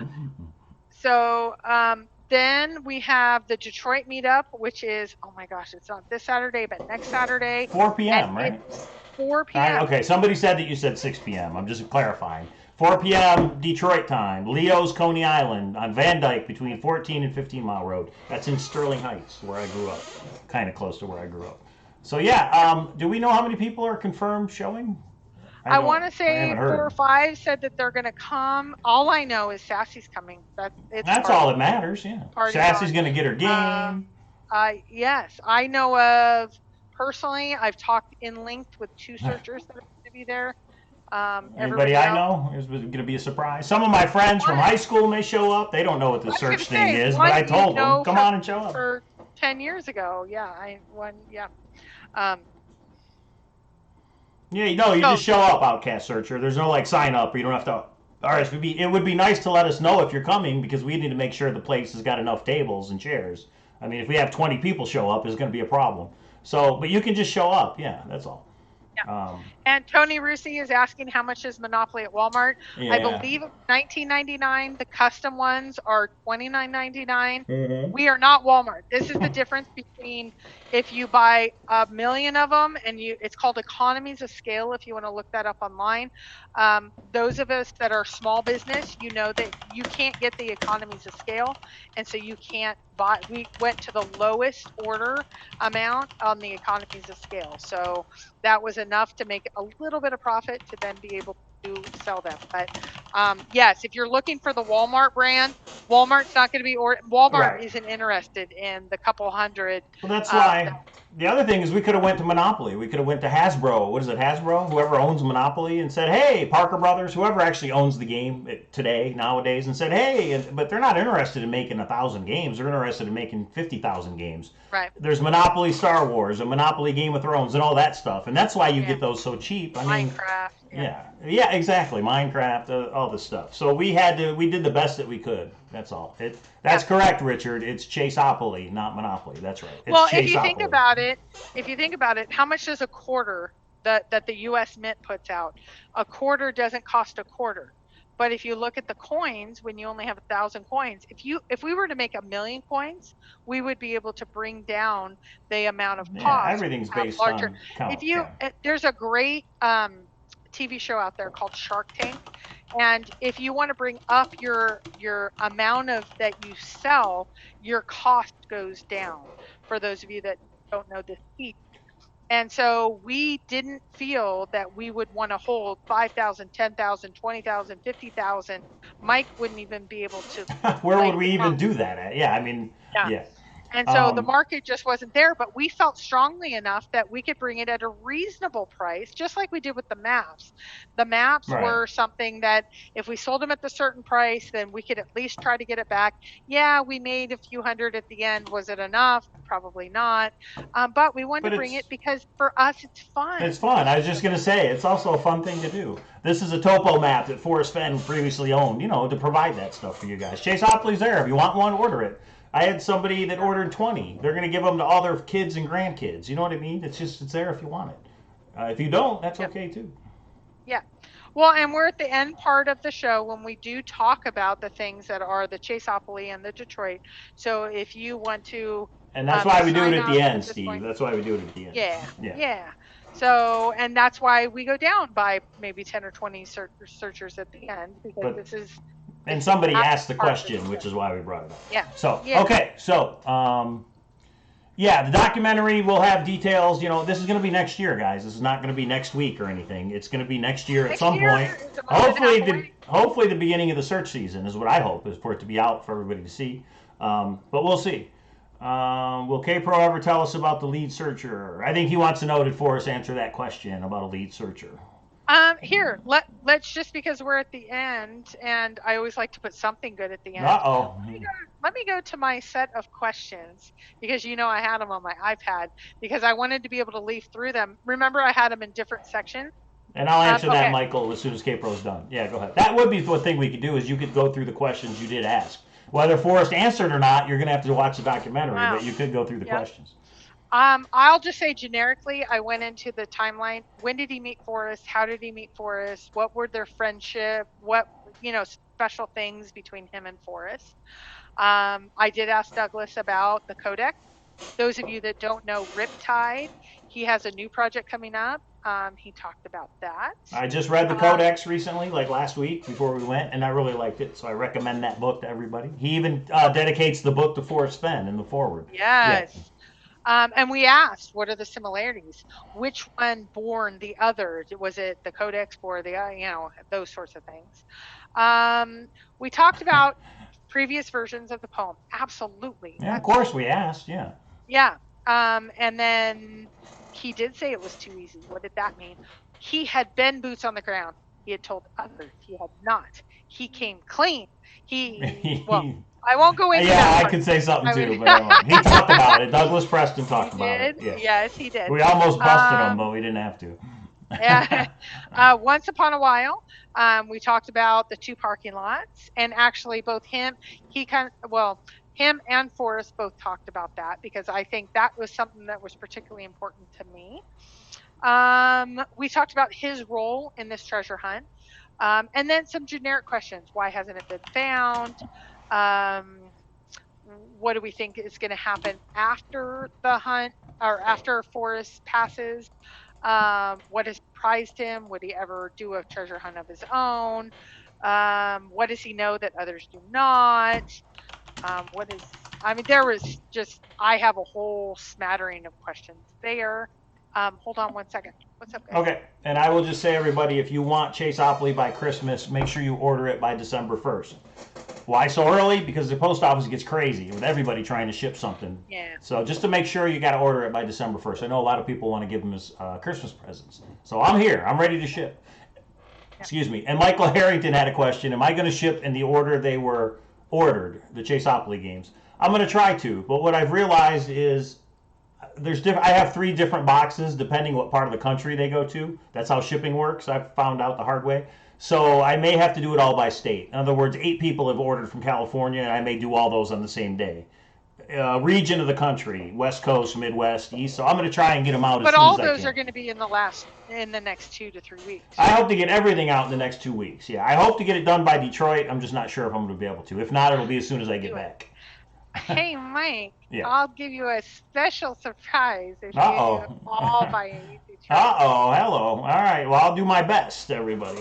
Okay, there you have it. Okay, so do we want to go on with, I'm not looking at the chat right now. Do we want to go with Forrest Fenn questions that I asked, or do we want to leave that for another night? I say we leave it for another night. We're already an hour 15 in. But Long Way to Tipperary just said, did they discuss what happened to the Cowlazars channel? I don't think we've ever really discussed what happened to the Cowlazars channel, have we? And I maybe apologize. This weekend, this long 3-day Veterans Day weekend, I was going to make a vlog and upload it to the Cowlazars channel. Videos can still be uploaded to the Cowlazars channel. We just can't go live. Mark all games fragile. Thank you, Dan Stagg. That's actually a good point that I never thought of, so I will do that for sure. So the Cowlazars channel, somebody had an issue with something we put in some of the videos, so they filed a copyright claim. The way YouTube works is when you get a copyright claim, they restrict your ability to go live if the copyrighted material was in a live video, which it was. And then they came through with a bunch of other copyright claims. And the way YouTube works is when you get 3, you're done. Your channel's deleted, the videos are gone. Well, that person retracted all the copyright claims, but there's one that YouTube still says is under review. I don't know why it's taken so long, but as soon as YouTube retracts it, then we'll be able to go live again. So that's why we're on the Hint of Riches, and we hope you guys subscribe. I see we did go up by 3 subscribers since we've been live. Yeah, so I do need to do one of the old school vlogs and upload it, maybe to give everybody an update on what's going on, because maybe not everybody realizes we're on the Hint of Riches. We're on this channel. I don't know. So, but I just haven't done it. I'll do it sometime this week. I'll get it done for sure. And that's it in a nutshell. That's what happened. So. And Tom Sawyer, absolutely, it was not Toby. Toby has not been. Yeah, AGK's got nothing to do with it. It was not Toby. Yeah. No, and again, I want to put all of that in the past, so we're just going to keep positive. But right. I will say, if you want to subscribe here, this is where. And those of you, I want you to know, I am showing both the positive and the negative comments about my son to my son, because he needs to know everything that happens in our society today. I will say they're overwhelmingly positive, which is awesome. He is, I call him my little man. Actually, I'm going to give Holy mad props because it's Kpro and Dpro. She's like, hey, Kpro. Kpro Oh, and that's pretty Dpro. cool. I That's thought pretty it was cool. awesome. And And he is so excited. He's already spooled up because he's like, I think we need to get back to the poem nice, Czar. tonight. And he's like, I think he has another epiphany about the poem. And for you guys that don't know, me and Kpro, we go live Mondays and Thursdays, but Kpro has uploaded a couple videos with her son, David, as far as treasure hunting, about the Treasure Man cache in North Carolina and about some other things. So the only way you guys are going to know that is if you subscribe to the channel and you hit that little bell. Because, she's just got videos she's going to upload. Well, and I think several people have asked me, will you get him his own channel? I'm not quite ready for that. Yeah. And will he go live? I'm not quite ready for that either. So this is my first step. I've been in the hunt for 5 years? More than 5 years. And I'm just trying to take the first step where this is the first time I've shown my son, but he's so treasure hunter. He talks about it every day. I got him Treasure X tonight. That's awesome. Treasure X. I think the next step is going to be him doing a live show if he's up for it. I will tell you, he's painfully shy. Yeah. Mike, you've met him. Yeah. Actually, I think Mike and him are kind of the same. Video games, treasure hunting, right. And that's their comfortable world. And then, like before me, Mike didn't even go live. So, right. Kpro brings everybody out of their shell a little bit. And so I just don't want him to, if he were to witness anything negative right off, I can at least shield him a little bit when it's not live. But I do think it's important for him to see, like once I talk him through why someone would be negative and what they would say, then we go into, okay, now how are we going to respond? And we respond to those. I will say most of those are on Reddit. We have decided that we are not going to interchange with anyone on Reddit. They're a little harsh. We're not gonna post any of his things, and because they are just so nasty on Reddit about his looks, about my look. They get so ugly personal, not like Chase personal. They get ugly personal, but it's good for him. He already knows because he's an elementary school kid what bullies look like. Most of them are on Reddit, and Reddit allows for that. I have not actually posted them on Thor yet. That's why you really got to hit the subscribe button to know when she goes. They're not live yet, but you just said he may go live. You may do one live with him, right? Yeah. And, we may soon, because he had something tonight and he's like, oh, it's your night with Mike. I'll take tomorrow night.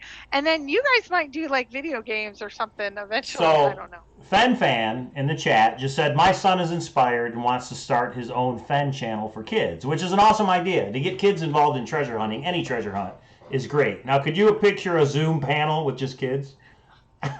With 10 to 16-year-olds or whatever, my kids, David, Fenn fan, that would be great. Discussing the poem, and like an adult is there to ask them the question, like, where do warm waters hold? And each of the kids answers. Wouldn't that be really cool? Okay, I have to tell you the funniest story. So when we got to the cemetery that we were in this weekend, and there was the same size. Wait a minute, cemetery? What? All right, we went to it was a North Carolina search. And there was a cask at the end of the North Carolina Treasure Man cask. And when we walked up to the cemetery, there was the same one. They were between two houses. Anyway, long story short, I had Sassy, and she was on speakerphone. And I'm like, Sassy, I think this is it. And I sent her a picture of it. And Sassy actually said, oh my God, I just peed myself. My son fell on the ground. He was laughing so hard, and we actually referenced it during the show. He was like, I laughed so hard. I will say that was the best. When he got bored, because I was like, how do I dig in a cemetery? I can't do this. There's literally the neighbor is out, and Sassy and I were talking about it, and he got kind of bored, but I'm like, the treasure's right there. I guarantee the treasure's right there. And he's like, and Sassy just peed herself. I will have to say that is his defining moment of the most hilarious moment. That's his bloopers. He heard Sassy say, I just peed myself. So I will thank you, Sassy. There you go. DeBear says, do the Meyer-Brigg thing with your son. Do you know what the Meyer-Brigg thing is? I don't. Okay. He says he has a son and it helps him identify his quirks. I don't know what that is. So is it a test or something? So yeah, it's Oh, okay. I actually I can teach guess that what it is, but in I one don't of know my what it is. classes. Oh, So okay. it actually tells you what your personality type is, and there's actually a couple of offshoots to it. And so there's well, there's 3 or 4 different ones that basically says if you had someone that you could have in 4 letters say to you, you're an introvert that doesn't talk with people well, but really affiliates with XYZ. If you had that on a little badge, and I actually make my Oh, students put it on a badge, mine's and right then go here. and I'm try. Cowlazars. Go ahead. Sorry. It's No, my personality if type. you look at your personality with your Cowlazars, Mm-hmm. you are an introvert. There is a Briar's Yeah, I Name know. personality that I would say I'm Kpro. You and I are such different personalities on what that. Oil and It water, everybody. No, but if you are a kid in a class, if Mm-hmm. you are a coworker, you would really be able to understand someone and how they like. I have employees that are certain aspects of Myers-Briggs Mm-hmm. that I know. I can't go into them and say, boom, boom, boom, boom, boom. How you doing? Ah, okay, I They gotta don't go. react well to that. Yeah, I got Some you. of them thrive on that, and some of them shut down on that. I need to know their Myers-Briggs scores to understand that. And Christopher Robin, I like that name, says, are you familiar with the Hawthorne effect? No, me either. I don't know what that is either. So, all right. Well, but the kid thing for a Forrest Fenn YouTube channel for kids, I think is really cool from a kid's perspective. And you know, the next thing we got to do is next year we actually have to take David on a real boots on the ground, like Yellowstone or somewhere, and film it. That would be awesome. If he actually could put together, like, I think this is where it is. No? Why not? we're not taking David. We're taking David, Eric, Oh, Chris, yeah. And Samantha. Samantha. Yeah, we take everybody. Yeah. That would really be cool. Yeah. We got to throw them in an RV. Oh my God. Talk Oh, about road blooper trip. Yeah, reel. we're going to Oh Wally my World, gosh. everybody. It would. No, we're going, but it doesn't have to be. Here's the thing for me. It doesn't have, kids don't get What? $500 versus $5,000 versus Yeah. They just want to 500,000. find something. They don't care what it is. Exactly. They Yeah. just want to have a great time. And so for me, this last year was going to be my first year taking the kids to Yellowstone. There were some issues that I had that they weren't quite ready. I'm worried about my kid. My kid, and God knows, boys, they're going to jump in the water thinking it's a jacuzzi and they're going to die. So Yeah. we're going to have to really think. Yeah, we're going to have to think through that. Anyway. Sled Dick says, LOL, I haven't watched your videos with David. I have. I just, the cemetery thing threw me off. That's all. That's funny.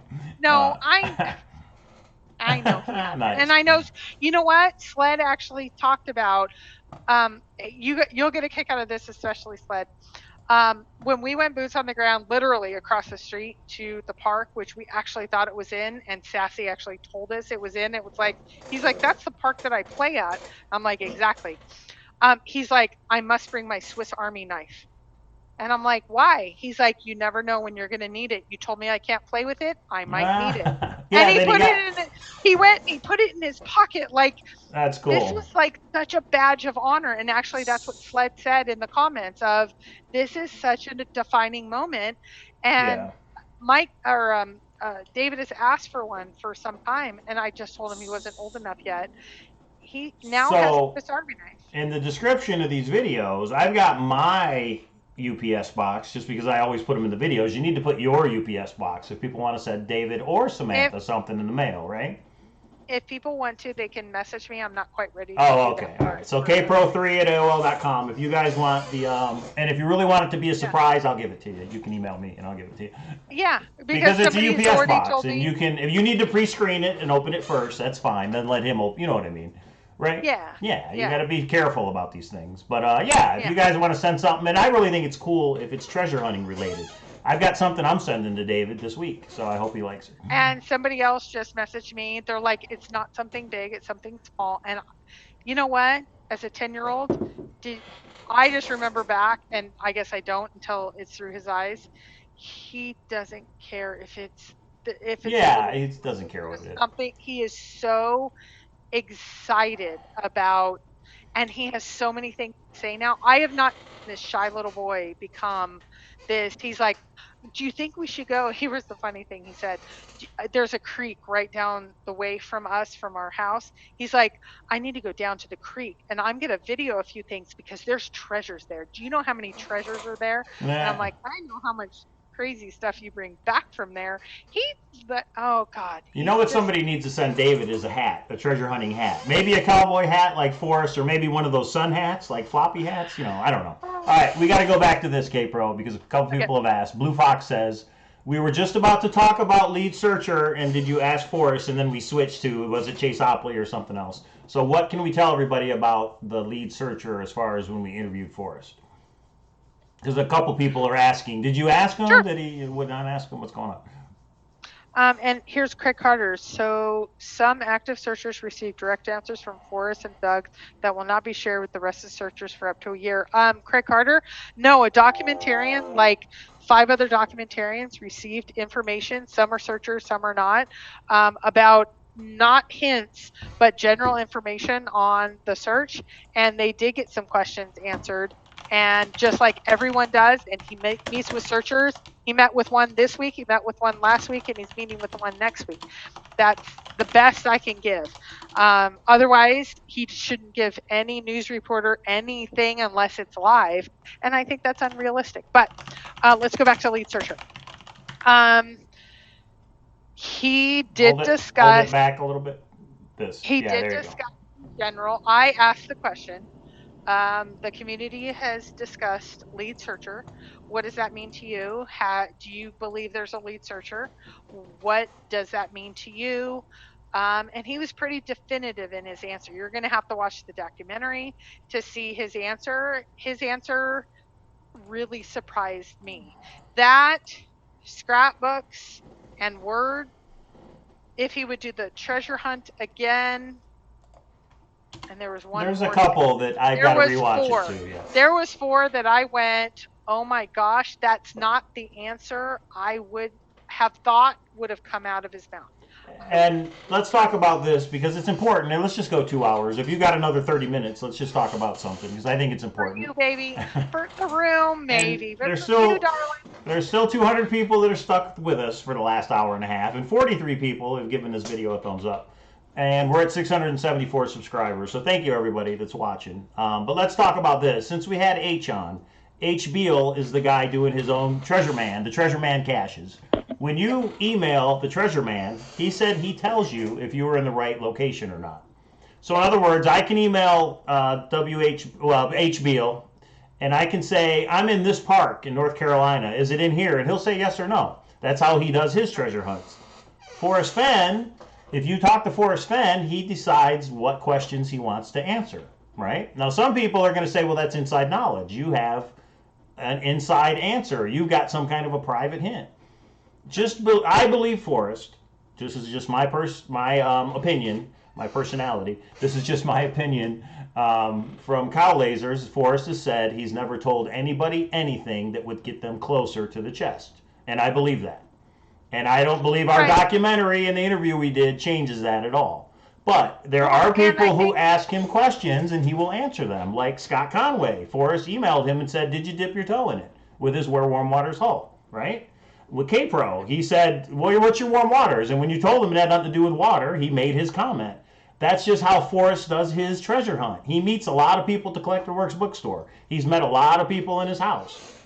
He answers questions for some people. So why some and not others? I can't answer that. Only Forrest can answer that. Why did he give us an interview and not somebody else? I can't answer that. But all I can tell you is I believe Forrest when he says, I've never told anybody anything that would get them closer to the treasure chest. All right, go ahead, Kpro. Uh-oh. Oh, I thought your audio. None of them have internet problems. No, I thought your audio went out for a minute. But, some people are saying, so wait a minute, you guys got an interview and that's why I think some people were upset when AGK went live and they said, oh, you're putting together a team, you're going to find it because you got some inside info. It's not inside info, anybody. Yeah. I think, go ahead. I'll tell you what I think. So I remember what I was thinking. I was new to the search when Jenny was getting her weekly words. Mm-hmm. And she said, I got 52 weekly words up front. And I email Forrest, this is the one you want me to put out this week, right? And he might change a word or two, but he basically says yes. And most of the time puts it up. And oh my God, everybody went crazy and said, but then that means Jenny has 52 sets of words. That's She's right. going to find the treasure chest. This is unfair. Jenny doesn't have the Treasure I'm chest. not saying it's right or wrong.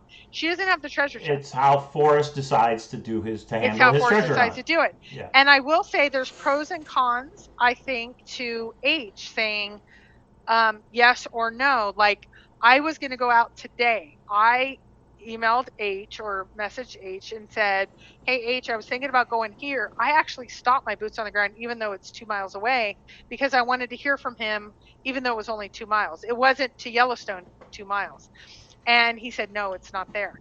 And he confirmed that for me, which was, there was kind of a pro, but there was kind of a con because it was 2 miles. So it wasn't a big deal. Forrest gets to decide that. And when Forrest has 5 documentarians requesting, I'm sure he says no to some people. And I think it is not favoritism. It is just who he decides he is or is not going to be conversing with. I don't know other than that, how Well, he does it, but we don't get to make the rules to the Forrest Fenn hunt. I'm not saying we should all like it. Here's what somebody said to me, and I thought I saw their point much more poignantly when they said this. They said, I've always been kind of an outcast, kind of a nerdy guy, kind of somebody that doesn't fit in with society. I came into the Forrest Fenn hunt and I went to a book signing. I went to a book signing for one reason. Forrest Fenn met with every single person at the book signing. He lined up, he talked with everybody, and he was genuine with everyone. He said, that's not what I get day to day in this hunt. He only talks to certain people. He only responds to certain people. He only emails certain people. He has all this other, there's like a whole nother hunt going on than the average man. He's like, so on book signing day, I want to be a part of this hunt. Every other day, I don't want to be a part of this hunt because I feel like an outcast. And I thought, wow, I just never saw it from that vantage point. But that's Forrest. That's how Forrest. yeah, does. that's how he decides to conduct his life and handle this treasure hunt, this thrill of the chase. Personally, I'm glad he talks to everybody. I mean, I would hate for him to just come out with the thrill of the chase and be like, I'm never gonna go find it if you can find it. I'm never gonna talk to anybody. I'm never gonna reply to emails, and that was it. We wouldn't have much to talk about here 10 years later, would we? But he sends Dale all the scrapbooks, and for those who think there are hints in the scrapbooks, well, then Dale has an advantage, doesn't he? Because he gets to see them before he decides to put them up.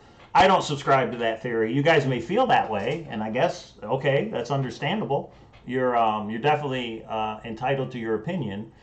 But there's other documentarians, other documentary crew people that have done interviews with Forrest and all that, and it's like, yeah, they do have that info. But again, I don't think Forrest has told anybody anything that would help them get closer to the treasure chest. He may clarify some things for people, which is important, but I don't know if that clarification will help you get closer to the treasure chest or not. Well, and there's many people that are asking right now. I just look back on. Yeah. I've seen lots of things of give us something, give us something. I will tell you, this is the one thing the documentarian and quite honestly Toby in the field has said. That is what the documentary is for. It is not for us to tease here, because here's the thing. The first step is us to say the most interesting part is X. And then people are going to say, well, we need to hear it exactly from Forrest Fenn, because that's what I would be saying. Right. I don't care what Mike heard or Christy heard. I care about what the exact words were. Yep. And then you want the clip. And then the clip isn't enough. It's the rest of the clip. Well, what was said just before that and just after that? And so we're not saying it's going to be a year from now. We're saying that we're working quickly on it. But just think of all the documentaries that have been out there. I mean, Jens started, what was it, July or August? We saw him in July, and it was going to be out by the end of the year. I don't know if it is going to be or not going to be. We are trying to be as transparent because we want some of the best stories for the rest. Literally 10 days ago, we got the interview. Jens got the interview 6 months ago, and and other people. Other people got him even before that. So I'm just trying to say, we're trying to be honest to the documentary process at the same time. So we wanted to answer as many questions as possible. I will say probably the biggest question to me is, would Forrest Fenn have done the search again, knowing everything he knows now? I was shocked, dropped the mic, try to keep it together at his answer. That is the only thing that I will say. Do I think there is any, and I will also say, do I think that there was any hint that got me running here or there? Absolutely not. I don't believe. But were there some things that would put some things at ease on where to focus on, etc.? Yes, in especially the off season. That's where we're going to work quickly. We'll try to do our best to get it out as quickly as possible. I met with the documentarian this week. The more footage that we have, the better, or the more stories that we have, the better. So we could develop the storyline. So definitely email me at kpro3@aol.com. But I hope you know that's kind of what we're dealing with at this point, which is a lot more than the other documentarians, other than Yen. Did you know there was 5 others? I met 2 or 3 at the World Series of Fenn last February. They got footage of Forrest. Nothing ever came out there. It is sitting in their archive somewhere. There's nothing even out there. Tyler's in the house. Hi, Tyler. How you doing? Yeah, I remember Tyler. And then I'll say this. I think Forrest, so in other words, what's a big one that came out? Dale posted on his blog the audio of Forrest saying, Terry Scant with Marvel Gaze means get the hell out of there. Now, how long and for those of who thought those were one of the clues, doesn't sound like a clue to me when Forrest is like, it just means get the hell out of there. Now, how long did Dale have that before he posted it? You know what I mean? You could go into this and say it's not fair, but that doesn't help you get closer to the treasure chest. Knowing that Terry Scant with Marvel Gaze means get the hell out of there doesn't help you get closer to the treasure chest. What helps you get closer to the treasure chest is figuring out where warm waters halt, and I don't think Forrest has ever said anything that would help somebody figure out the right one. Well, and I think there's some, not to interrupt you, but there's a couple of other press pieces that are supposed to come out in January, February, March that were taped or recorded or captured last summer that are going to come out in February. We're just giving you kind of the behind the scenes. That's all. That I think are going to be just as, I don't want to say groundbreaking, but they're like kind of like Terry Scant. If that was a big one for you, I think there's a couple of others. See, Wade K just says Terry Scant does not mean that. Well, and that's fine. You're going to make your own opinion. I'm not trying to change your mind. I'm just telling you what Forrest said, and that Dale put it on his blog. But what Forrest has done, I will say this, what Forrest has done is told people their solve is wrong in some way, shape, or form. In other words, Kpro, he told you, well, can you dip your toe in it? And you're like, well, no, it's not real water. And I think he just gave you a look like, well, where's the water? In other words, he's telling you you're wrong. In my opinion, that's what he was doing. And he does that with people. I think certain people, because to him it's obvious. I think he just goes, it's where warm waters halt. How can you have a solve if it's not waters? Just my opinion. But again, telling you that's not right is not helping you get closer to the treasure chest. Again, in my opinion. So, yeah, that's it in a nutshell. I think there was a very interesting question that was given, and actually it was by Mike. Mike kind of chimed in a couple times because there was stuff coming every which way. Cynthia was on this side, Mike was on this side. The documentarian was here, and he was actually, I didn't tell you this, Mike, when he thought I was pushing too hard and shutting down either of them, he hit me. Oh, yeah? Is that right? When you guys thought I wasn't going hard enough, he actually touched me to back off a little, which was interesting. Because I was like, what about those other questions we talked about? But Kpro thought she needed to stop with, particular questions, right? There were some reasons for that, which I will tell you later about.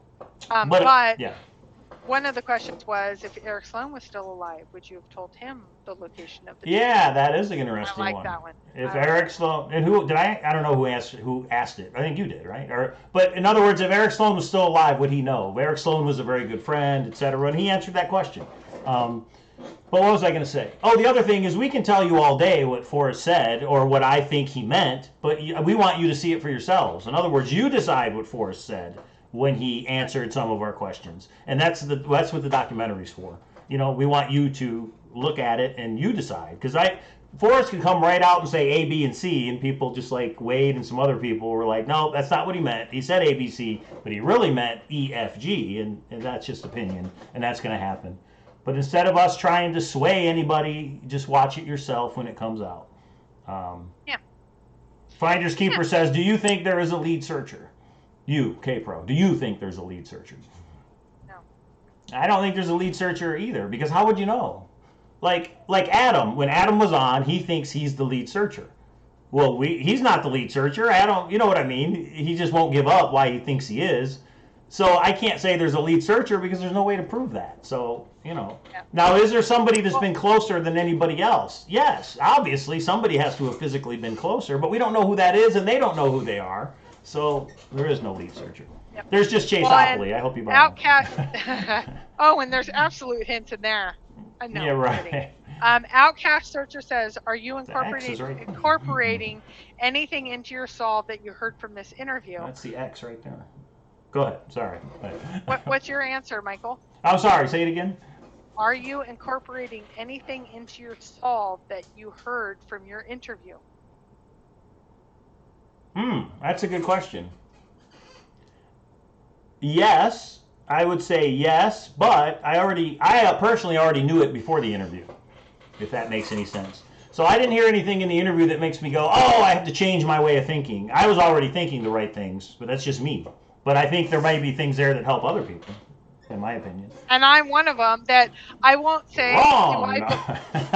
do I believe now that I thought, oh, my WWWH is wrong because of this, or my Homer Brown is wrong because of Not that, specifics, or my Blaze no. is... No, but how I approach the poem Mm-hmm. and how I approach things, I do have to say Mike might have been right a little bit more than I want to say. But I do think it helps us try to figure out. But here's the thing. Does Fenn speak? So even if I think there's a question or several questions that Mike and I were both in the room, he would interpret the answer differently than I do. Yeah, and that's why we want you to see it yourself and you make your own decision. Because you're right, you can take things 3 different ways. Some Fish Grinder says, the wheel. I did not ask about try the wheel. We did not bring up the try the wheel message, because I don't think he would have answered, but we didn't ask. So. Well, no, let's be real, Mike. We turned the cameras off, Yeah, and then right. we asked him. Don't do He that. confirmed it. We went up to... Well, no. There's nothing that was said that's not recorded, so that's a good point, right? Oh, that's true. That's Because I had mine on at the very beginning when they were getting set up and mic'd and everything. I got everything recorded, so.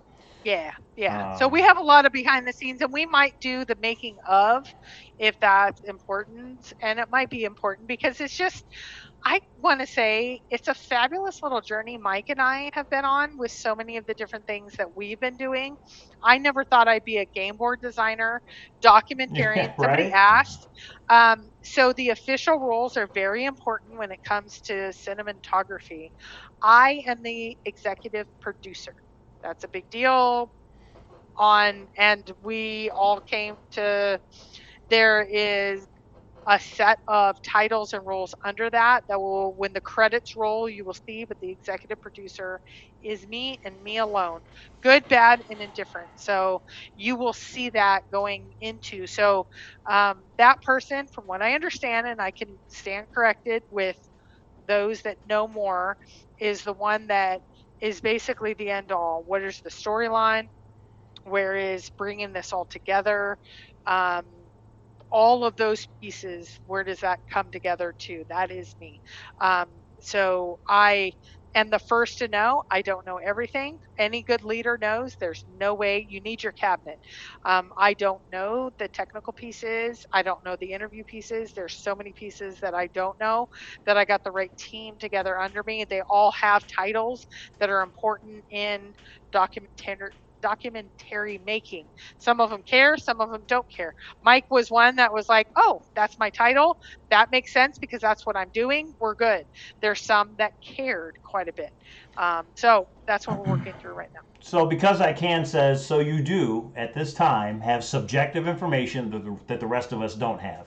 Every single person who has ever met F has subjective information that the rest of us don't have. Every single person that's got a response from Forrest Yes, there's has 300, subjective 400, information that the rest of us don't have.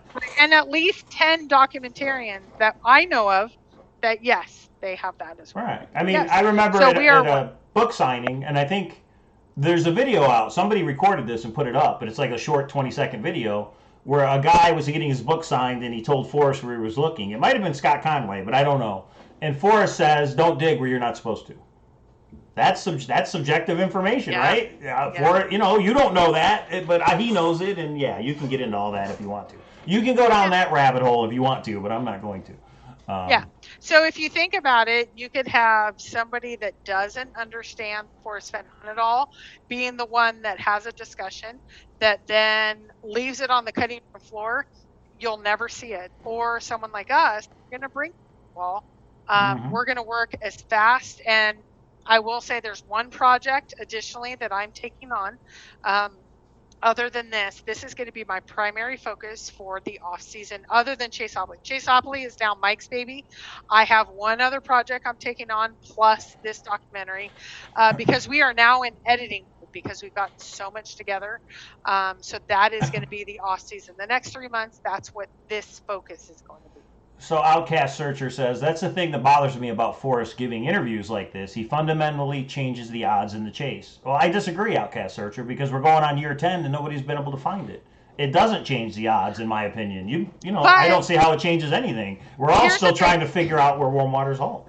Okay, so here's the thing that I will be very honest with you, Outcast Searcher.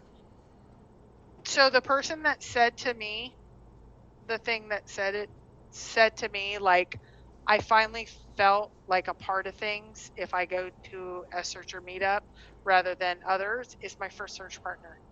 And I saw the struggles he had in life. I genuinely agree with you.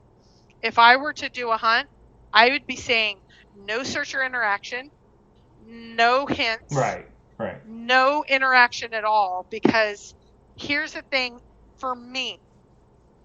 It seems to make I think this hunt attracts people that are on the fringe of life, and I like those people. When they don't get an answer after years from Forrest, and they hear, I have many times, you have several times, other people have, Cynthia has, or other people have, it makes them feel bad.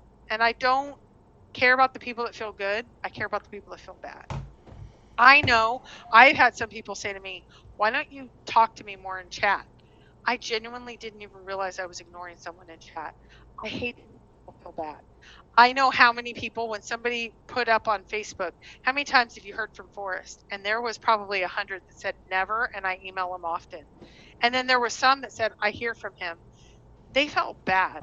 I don't know how you deal with that as a true celebrity. We're like search celebrities, which is ridiculous. But as true celebrities, like Forrest is one, that many people feel bad, I feel bad for. So I don't know what the right answer is. I just know we didn't make the rules. We just are saying, isn't this something that could be great for everyone? And I don't know. That's my thought. And was it Slebneck? Somebody said, where is it? Because I don't want to get it wrong. Nope, I take that back. Redneck Express says, the more Forrest engages in the chase, the harder it gets, not easier. And I agree with that. He kind of muddies the waters. Like, what did he mean by this? And so-and-so says he told him that, and it makes it harder. But like Czar says, you have the poem, you have the book, get a map and go solve it. It's just that easy. All these other things he said shouldn't matter. He says all you need is the book and the poem. So, and I have no problem with people asking these questions in the chat. I mean, yeah, bring it on. Everybody has their own opinion. Right. If you think it's wrong that we got an interview, that's okay. You can think that. Absolutely, you can think that. If you think it's wrong that me and Kpro are able to sell Chase Hopley, that's fine. I don't agree with you, but you definitely have your opinion. And what have we said? Me and Kpro provide a place for searchers to come together and talk by this chat room right there. And we provide a platform for people to come on here and kind of give their opinion on things. So, Buffalo Trace, that's right, Fish Grinder. I might make a video of me just trying to box these things up and maybe have a drink or two. We'll see. Tomorrow is the big day. What's tomorrow? Somebody going boots on the ground tomorrow? What's that? No, I don't know. Yeah, Tuesday. Tomorrow's Tuesday. I don't know what's going on. Richard says tomorrow's Tuesday. Those that feel cheated. And I do have to say, and it's so funny because my search partner is the one that brought me into this.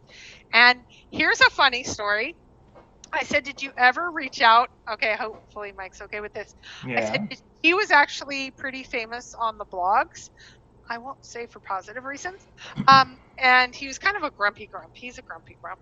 And he was the one that brought me into this. And I said, did you ever reach out to any searcher? And he said, yes, one. Yeah, guess who And that I said, was? what happened? And he said, they never wrote me back. I couldn't even get searchers to write me back. And I said, well, who was it? And he's like, I don't think I want to tell you. Yeah, it was Mike. Guys, if you email me, sometimes it takes me 2 weeks to email back. I'm busy and I get a lot of emails, and like there's a day I'll pick when I try and go through all the past week's emails.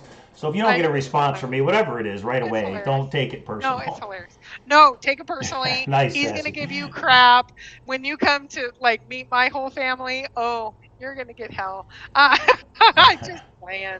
I just think it's funny that he. You know what he said though? He goes, out of all the crazy searchers and the people that work on looking for limelight and this and that, he goes, there was one guy that seemed kind of like me, like kind of like he just wanted to find the treasure chest. He didn't care about all the drama, the craziness, all of that. And he just seemed like a nice human being. He's like, that's what I try to do. I'm a Christian. I try to do that every day. And he's like, so I wrote Mike. He goes, but it wasn't a big thing. It wasn't like a long drawn out, you have to answer me now. It was, hey, here's something. And it was right when you had, maybe it was that famous author guy. And then you did that little spoof. I don't remember. He was like, it was a time he was getting so many emails. I just think it's hilarious that my first search party, family member of mine, you will meet one day. Right? You snubbed him. You snubber. You're a snubber. Yeah, it's funny. There you go. Was it because I can? Stuff's going by. Basically, he says he doesn't blame us. He blames Forrest for handling the hunt that way. And that's valid. You can absolutely blame Forrest. The question you have to ask yourself is that treasure chest really out there? And are you going to try and go find it? I am. I'm still going to look at it. I don't care what Forrest says to who. You know, to me, that doesn't matter. I'm still going to try and find it because I believe him when he says he put it out there and the poem will take you to it. So, to me, that's what really matters. But, yeah.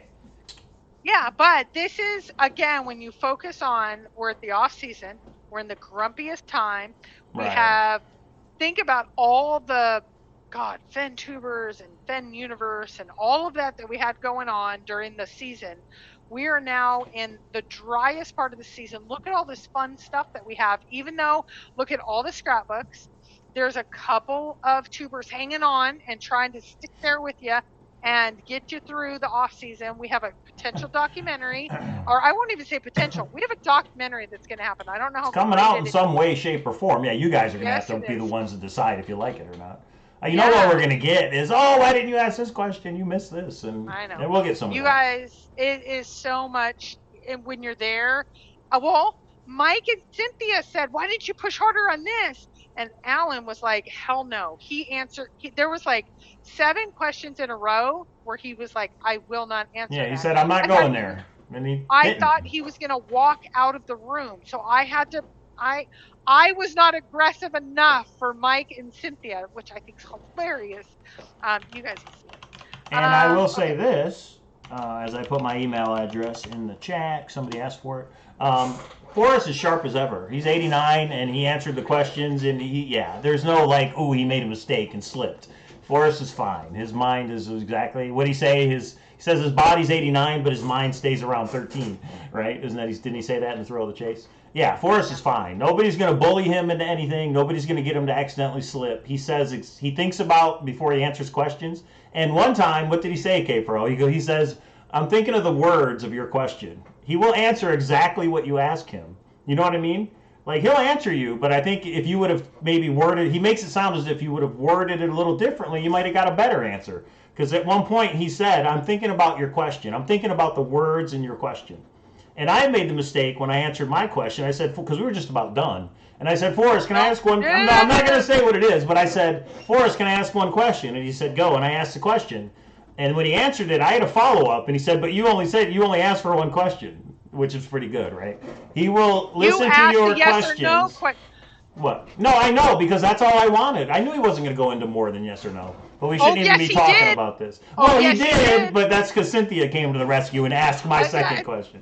Yes, well, you'll get to that, guys. I We'll get to got that. substantially prepped on yes or no questions versus how and why questions. Yeah. All of that. You led into the yes or no. He shut you down. That's all I wanted was a yes or no. Because yeah, right.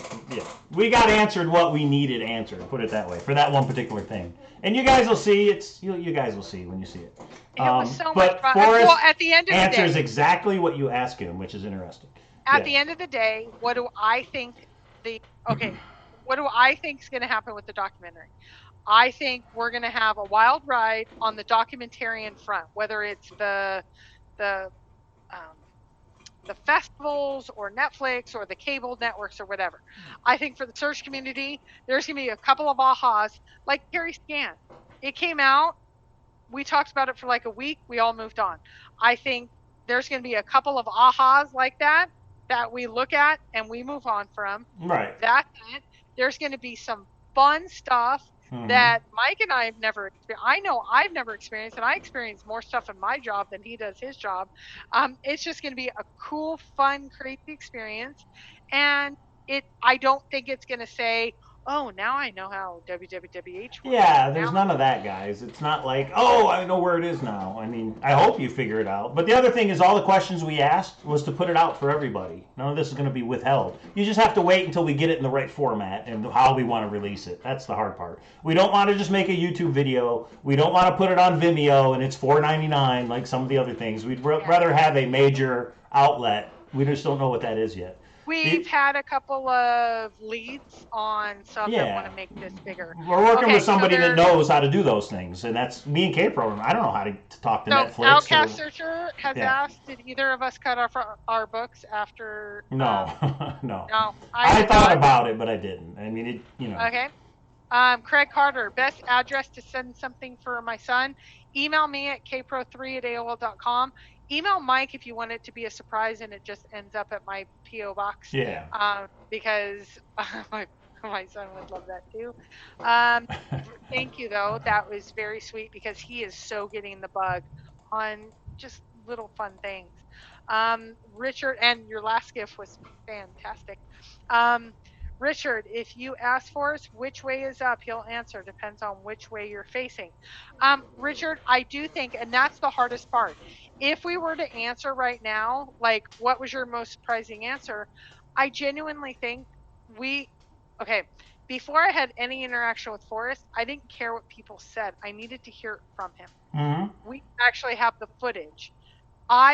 In my perfect world, I would want to just put footage out to you guys right now.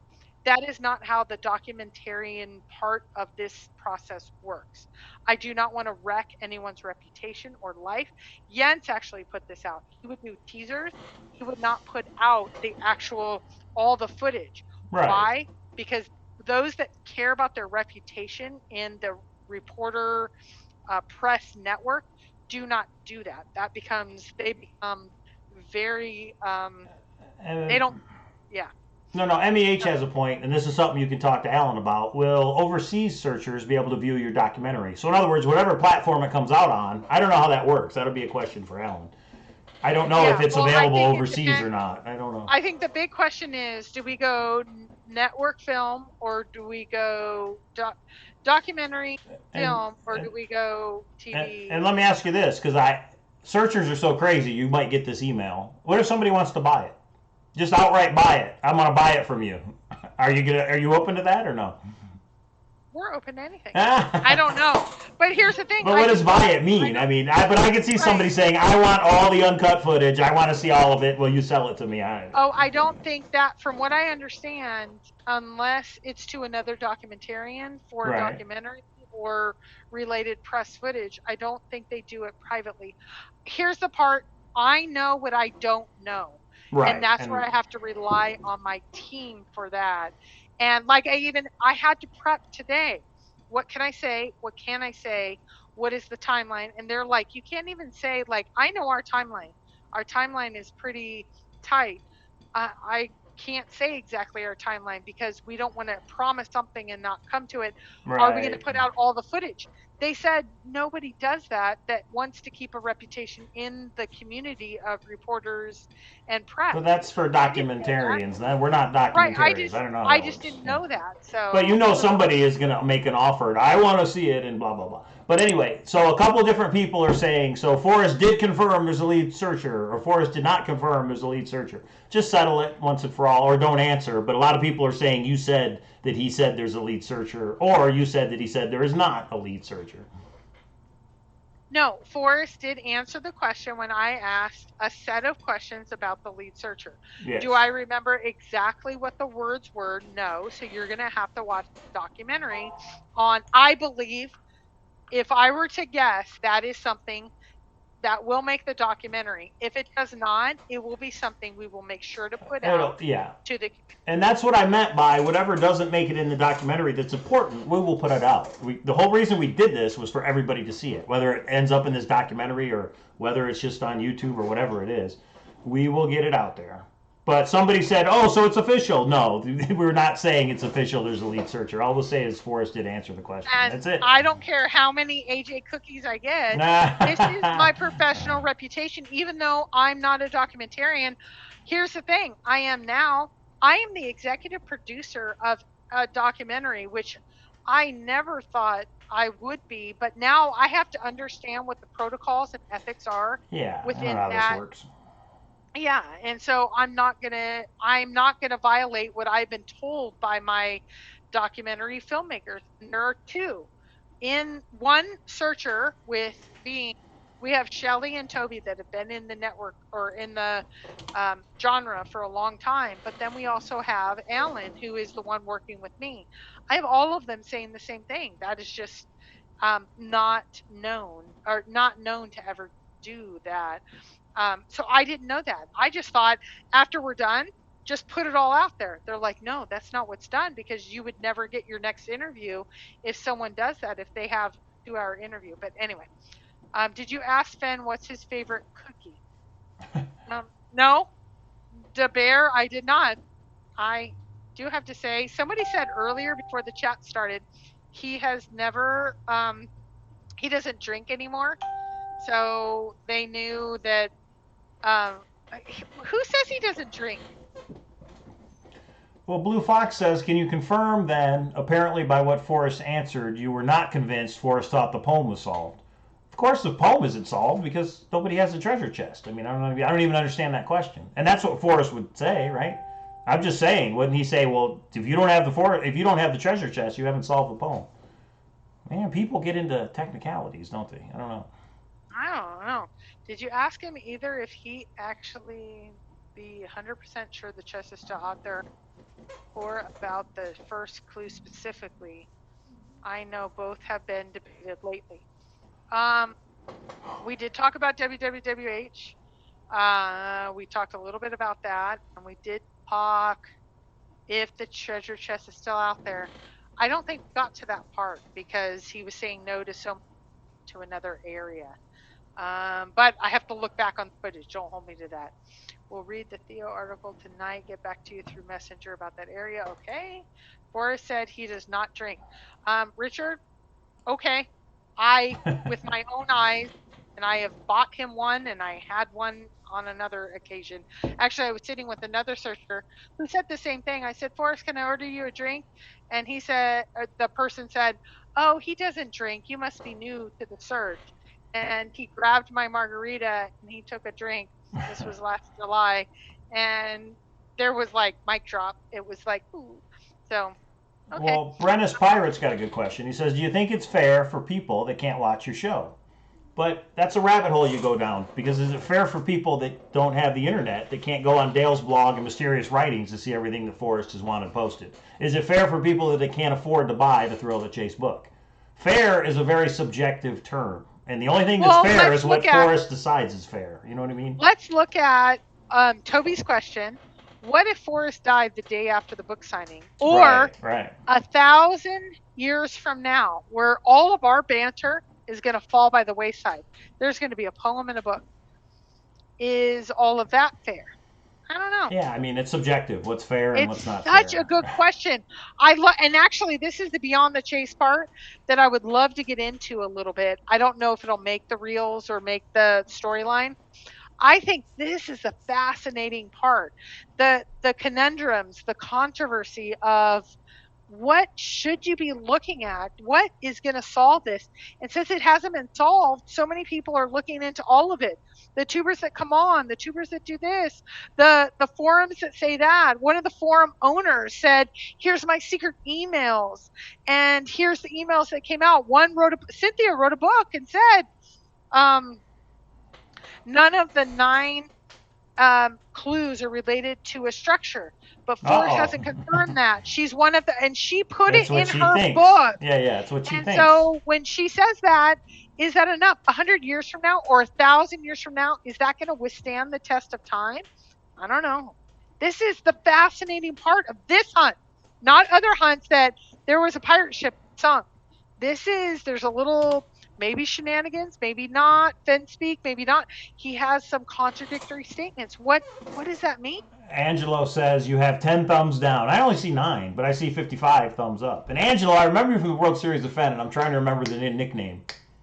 It's right there, but you remember? I remember you. I just can't remember the nickname. Yeah. Email it to me. Well, oh my gosh, we only have 10?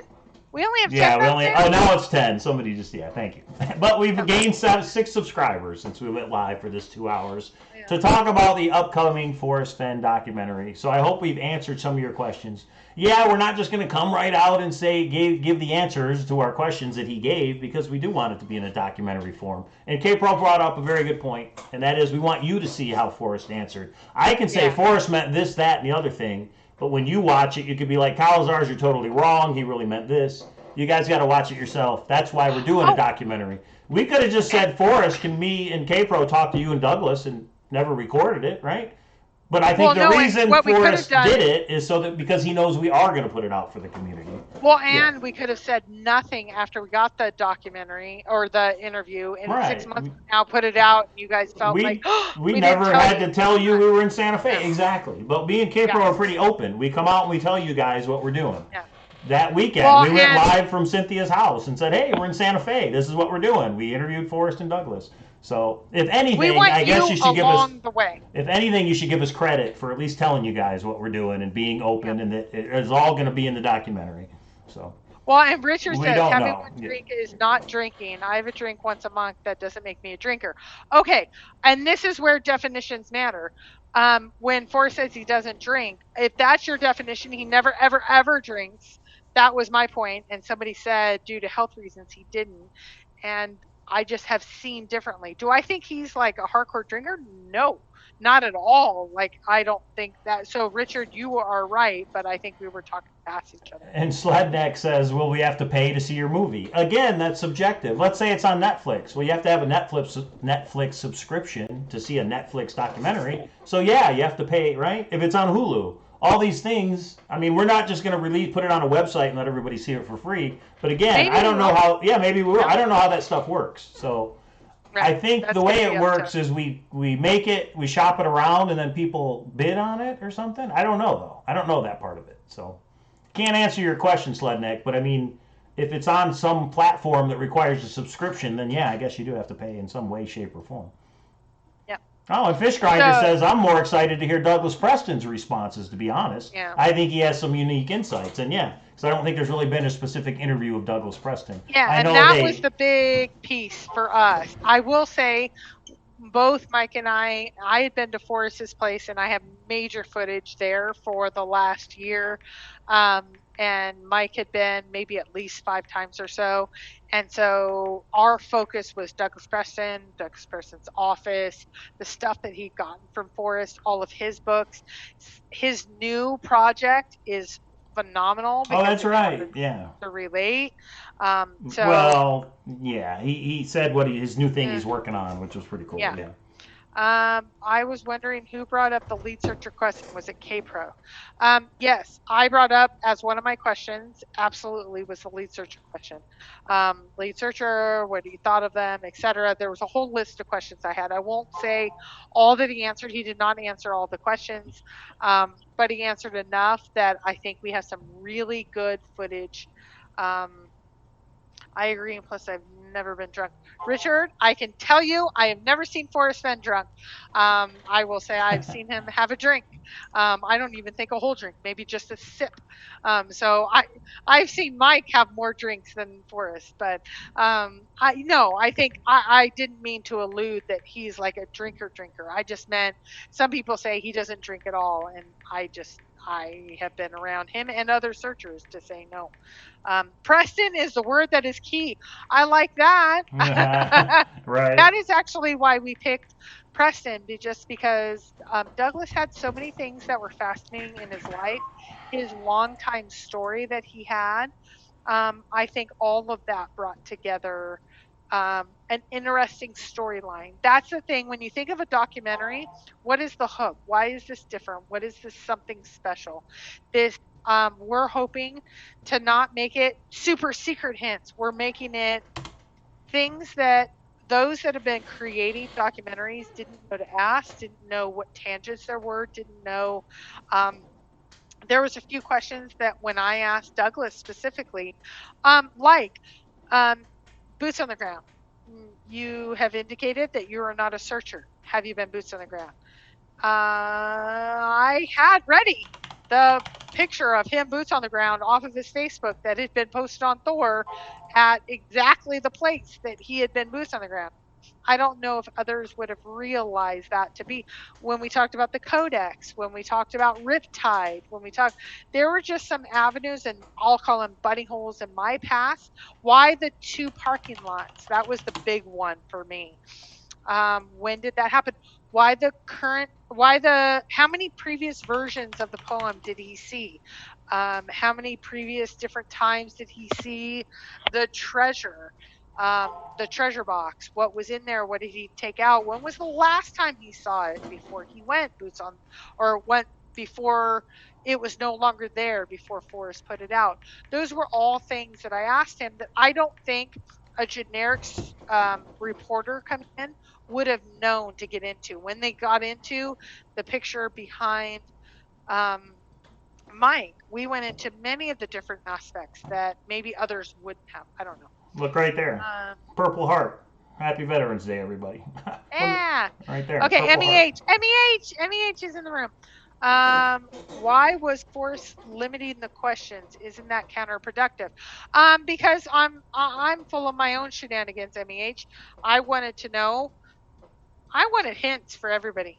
I didn't ask him to roll out of state because that would have been too far, but I sure did ask him some things that if he gave us, they would have been, stop the presses. They went too far. There's no question. I'm going to push the line. He likes aberrations. He likes people on the edge. That was my world. That was my role. I went too far too quickly. He didn't answer some of them. Some of them I actually thought were benign. He didn't answer those. And then he came back around towards the end once he, I think, was kind of loosened up a little and did. But I don't think it was him. I think it was more, this isn't his first rodeo. Well seasoned. Yeah. Anyway. Does Douglas Preston have a Purple Heart? I don't know if Douglas was in the military. I don't know if we ever asked him that. I don't think we asked him that. As far as I know, he wasn't, but he could have been. I don't know. Yeah, I don't know. Don't know why he's got one right there, but yeah, apparently he does. He's got a lot of things in this little box, so it's pretty cool stuff. And his office in general had some cool stuff in it. Yeah, if you look at the thumbnail for this video, you'll see some of the things that were there. Yeah, go Navy. Thanks, Wade. Cowlazars, they thank you for your service. I think, and I asked this on Facebook, but I think you should share a picture one day of you from your service days. I'm just saying. Well, guess what? You're going to see one in my mom's house because it's up on the wall when I graduated boot camp. So maybe I'll take a picture. Mom's house. You're so cute. Ma. Yeah, thank you everybody that served. Happy Veterans Day. I hope we've Told you what we did, and what we did, and we hope everybody's satisfied with that. What?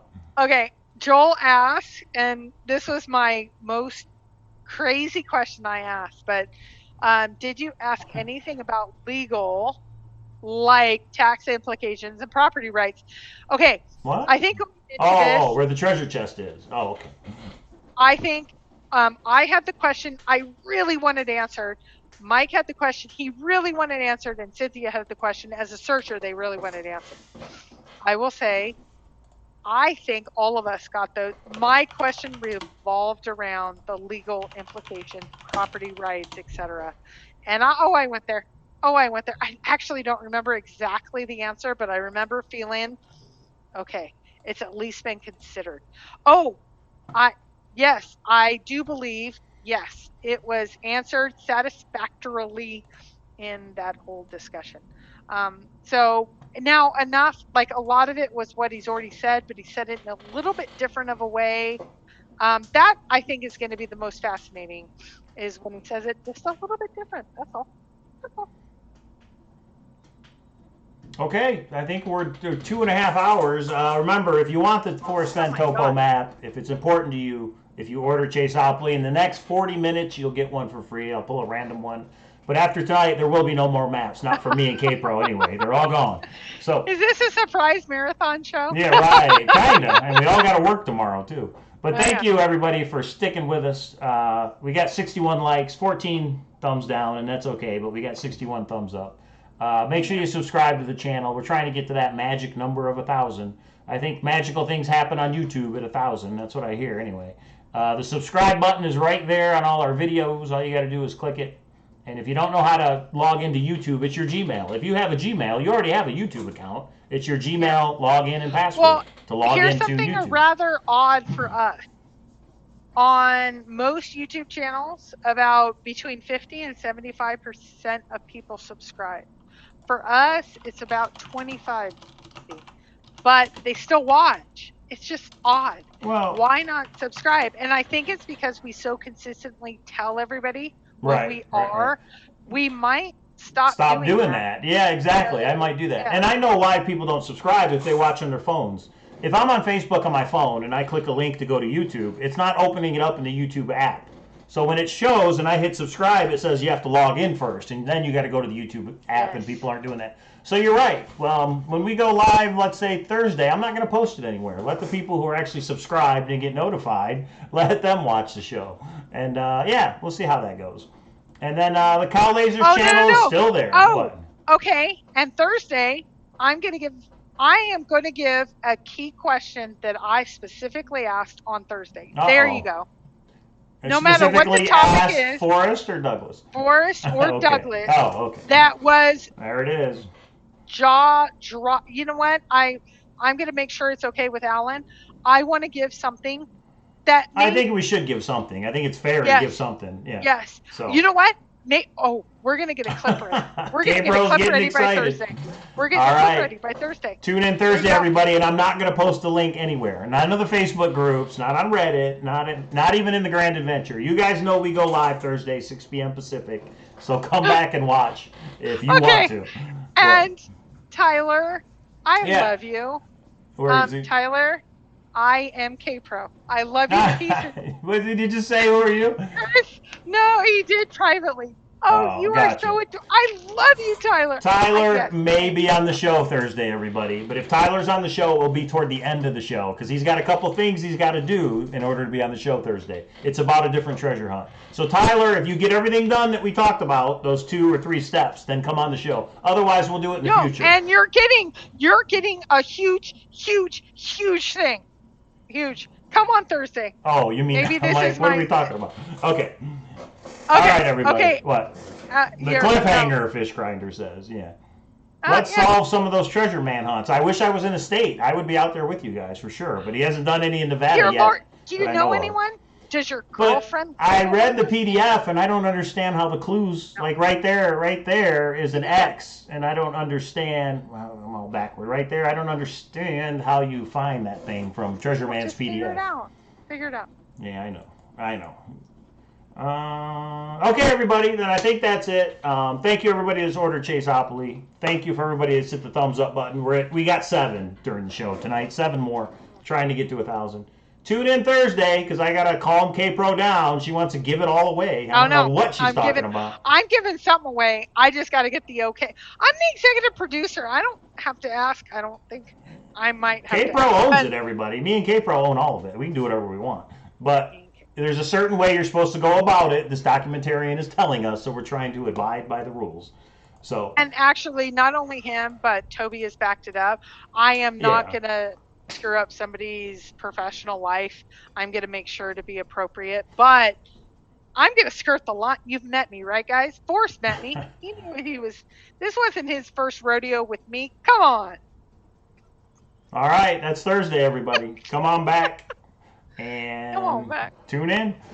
Okay, I think that's it. Thanks for thumbsing up the video. I say if we get 100 thumbs up, then we should share something. We're already at 68, but that's just me. I think Kpro is going to do it anyway. I think 1,000 subscribers. Boom. And Tom Sawyer, if you think this is my 15 minutes, you haven't even met me, dude. This is one. I make magic happen. I'm just being obnoxious now. I know, we're just having fun. But now we have to share something Thursday because she said we're going to. Okay, we will see everybody on Thursday, 6 p.m., same bat time, same bat channel. Happy Veterans Day to those who served. I hope you did something fun today. Veterans Day, Michael. All right, everybody, we'll see you Thursday. Bye.